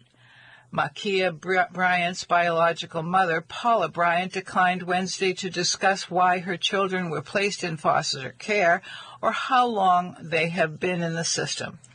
But as she sobbed, she told reporters that her daughter had a full life in front of her that ended in a tragedy. "I loved my baby. She was a good little girl," Paula Bryant said. "Words can't even explain how I feel right now, that I have to bury my beautiful daughter." Hammonds, the grandmother, said Paula Bryant lost custody of her 4 children several years ago. Hammonds said she cared for the children until mid-2019, when Franklin County Children's Services removed them amid a dispute with a landlord and disagreement over adequate housing. Hammonds said Makia Bryant initially ended up in a group home near Dayton, but in February was placed with a foster parent who was already caring for her sister in southeast Columbus. A spokeswoman for Franklin County Children's Services confirmed that Bryant was in foster care but declined additional comment, citing confidentiality laws. It's like all of this just came out of the blue. Hammonds and Bryant called her on the afternoon of April 20 asking for help. A former foster child, now a woman in her 20s, had returned for a visit and was upset over the condition of the house, sparking an argument, Hammond said. The woman then left the house but returned with at least 2 other women to continue the argument, Hammond said. Hammond said it was her other granddaughter, Bryant's younger sister, who called 911 at 4:32 p.m. We've got these grown girls over here trying to fight us, trying to stab us, trying to put their hands on our grandma, the girl told an operator, according to a recording of the call that police released after a public records request. Get here now. Officer Nicholas Reardon arrived 12 minutes later to the scene of a physical altercation involving several people, including Bryant, swinging a knife while pinning a 22-year-old woman against a car. Reardon fired 4 shots, striking Bryant, who died a short time later after being transported to a hospital. Jerry Slocum, who lives 3 doors down from the house where Bryant and her sister lived, said the foster parent was not home during the incident, but the woman who Slocum thought had been at work returned a short time later and huddled with other neighbors in Slocum's driveway. She was distraught and she was very confused about what was happening, said Slocum 50, adding that she believes the woman was a single foster parent. She was trying to piece together what possibly could have been going on. Martin, the attorney for Bryant's biological parents, said she does not believe that Makia and her sister were receiving adequate care. It doesn't sound like the children were being properly supervised, even within the moment, said Martin, who works as a court-appointed attorney in foster care cases. Who were those girls at the house? How did they get there? What trauma was not being addressed in the home? A Washington Post reporter visited the foster home Tuesday evening. A woman who answered the Ring doorbell audio system said the foster mother was not at the home. The woman then asked for privacy to allow her time to mourn. Attempts to reach her by phone on Wednesday were also unsuccessful. Slocum and several other neighbors interviewed by the Post said the April 20 shooting was the first time they had seen or heard any sort of disturbance at the home. It's like all of this just came out of the blue, said Chanel Kelly, 38, who has lived on the block for 4 years. I didn't even find out it was a foster home until that day, and you don't know what goes on behind closed doors, but I had never seen any conflict of any kind outside. But police records obtained by the Post after a public records request show that the April 20 incident wasn't the first time Columbus police had been dispatched to the home. Since mid-2018, police have been called to the house 11 times to investigate suspicions that a teenager who lived at the home had run away. The most recent of those calls occurred April 7 and involved a 13-year-old. In December, the foster parent called police to report that a 10-year-old was knocking things off the Christmas tree, yelling, according to the police records. In March, a 15-year-old girl identified as Bryant's younger sister called 911 and told an operator she no longer wanted to live in the home, according to police records. Officers responded and learned that the girl had a fight with her sister and foster mother and threatened to kill someone unless she was placed in a different foster home. A caller from the residence also called police on April 15 to report that someone had fired 2 gunshots into a neighboring residence. Why were any children still in the house at this point with those types of calls coming into police, said Martin. That is one of my questions. Glenn McIntyre, a spokesman for the Columbus Department of Public Safety, said the police department's computer-aided dispatch system includes a flagging mechanism that can alert officers to properties with a history of problems or other issues that could require a modified response. But McIntyre said he does not know whether Bryant's foster home had also been designated a special situation premise address. We won't know until the conclusion of the investigation what information officers had access to, McIntyre said. The information that the officers had will fall under the purview of the state investigation into the response. The burden on families. For foster families in Columbus, the experiences in the foster home where Bryant and her sister lived sound all too familiar and are among the reasons many are urging the public not to make sweeping judgments about the care and the oversight she may or may not have received from her foster mother. Nicole Hernandez, 24, who has been a foster mother for about 2 years, said Ohio foster families struggle to navigate a bureaucratic system that does not provide enough financial or mental health support for parents or children. Although the Ohio Department of Job and Family Services sets statewide standards for foster care, state officials stress that the system is designed to be state supervised, but is administered by 88 counties. In Franklin County, which includes Columbus, the County Department of Child Services has opted to contract out the placement and supervision of foster children, employing 21 private agencies. Statewide, Ohio counties are contracted with about 100 private agencies involved in the placement and care of foster children. The guidance foster parents receive depends on which agencies they are licensed under, said Flynn, the foster parent with 5 years' experience. When a child is having an outburst or conflict erupts in a home, some agencies urge foster parents never to physically restrain or try to break up the commotion.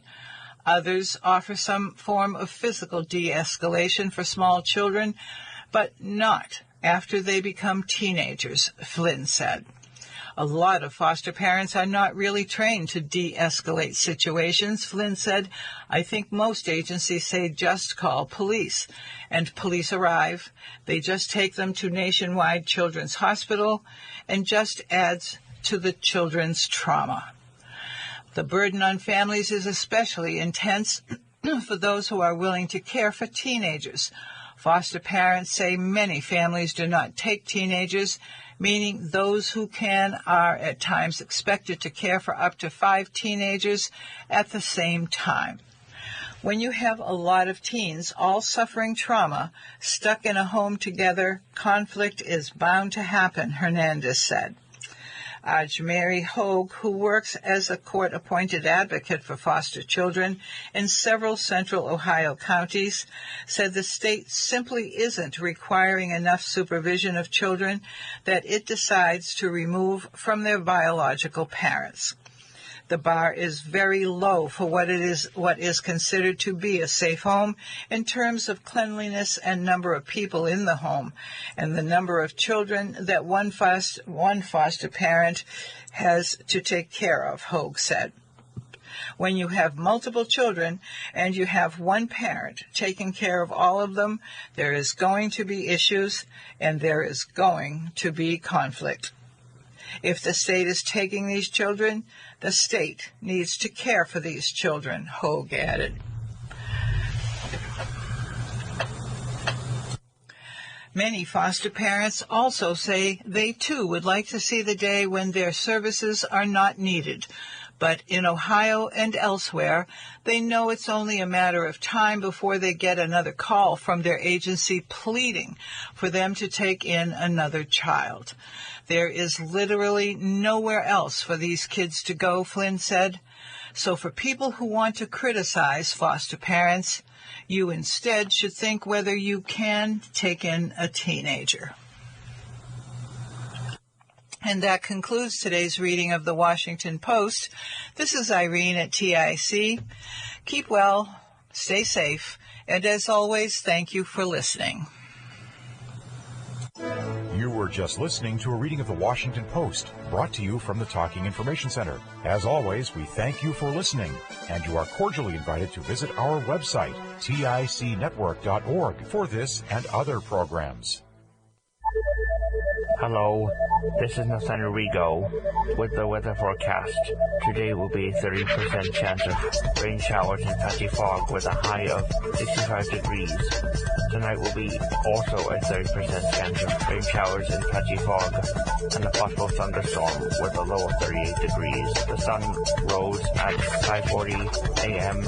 and the sun will set at 7:41 p.m. Stay tuned for more information from the Talking Information Center. This is the Talking Information Center, a window to independence through local volunteers reading over 300 newspapers, magazines, and books specific to your community. Now available on your smart speaker by saying, play radio station Talking Information Center. For comments and more information, call 781-834-4400 or visit ticnetwork.org. Thank you for listening. WVBF Middleborough, WRRS Middleborough, WRSLP Pittsfield, WLLO Londonderry, WVAO-LP Athol, WDJN Framingham. Coming up next on the Massachusetts Reading Network for your listening pleasure, it's the New York Times. Please stay tuned.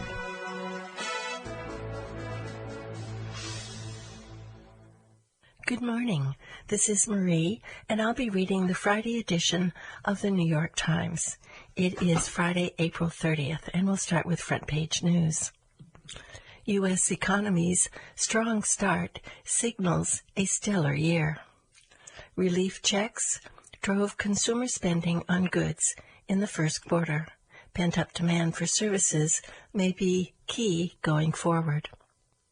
Consumers shook off the pandemic blues as 2021 began, putting stimulus checks to work buying cars and other goods and helping set the stage for what could be the fastest economic growth in decades.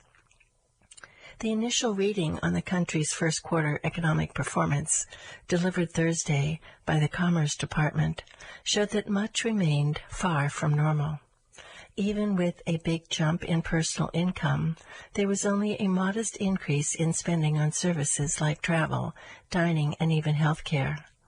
But economists say that it is already changing as more vaccinations are delivered and coronavirus-related business restrictions are eased. With better weather, savings accumulated during a long year of lockdowns, and an itch to make up for forced inactivity, Americans will have plenty of reason to get out and spend. Consumers are now back in the driver's seat when it comes to economic activity, and that's the way we like it, said Gregory Dacko, chief U.S. economist at Oxford Economics. A consumer that is feeling confident about the outlook will generally spend more freely. Overall, the broadest measure of the economy, gross domestic product, grew by 1.6% in the first 3 months of 2021, compared with 1.1% in the final quarter of last year. On an annualized basis, the first quarter growth rate was 6.4%. Total economic output should return to pre-pandemic levels by this summer. In fact, Mr. Dacko believes it has already done so.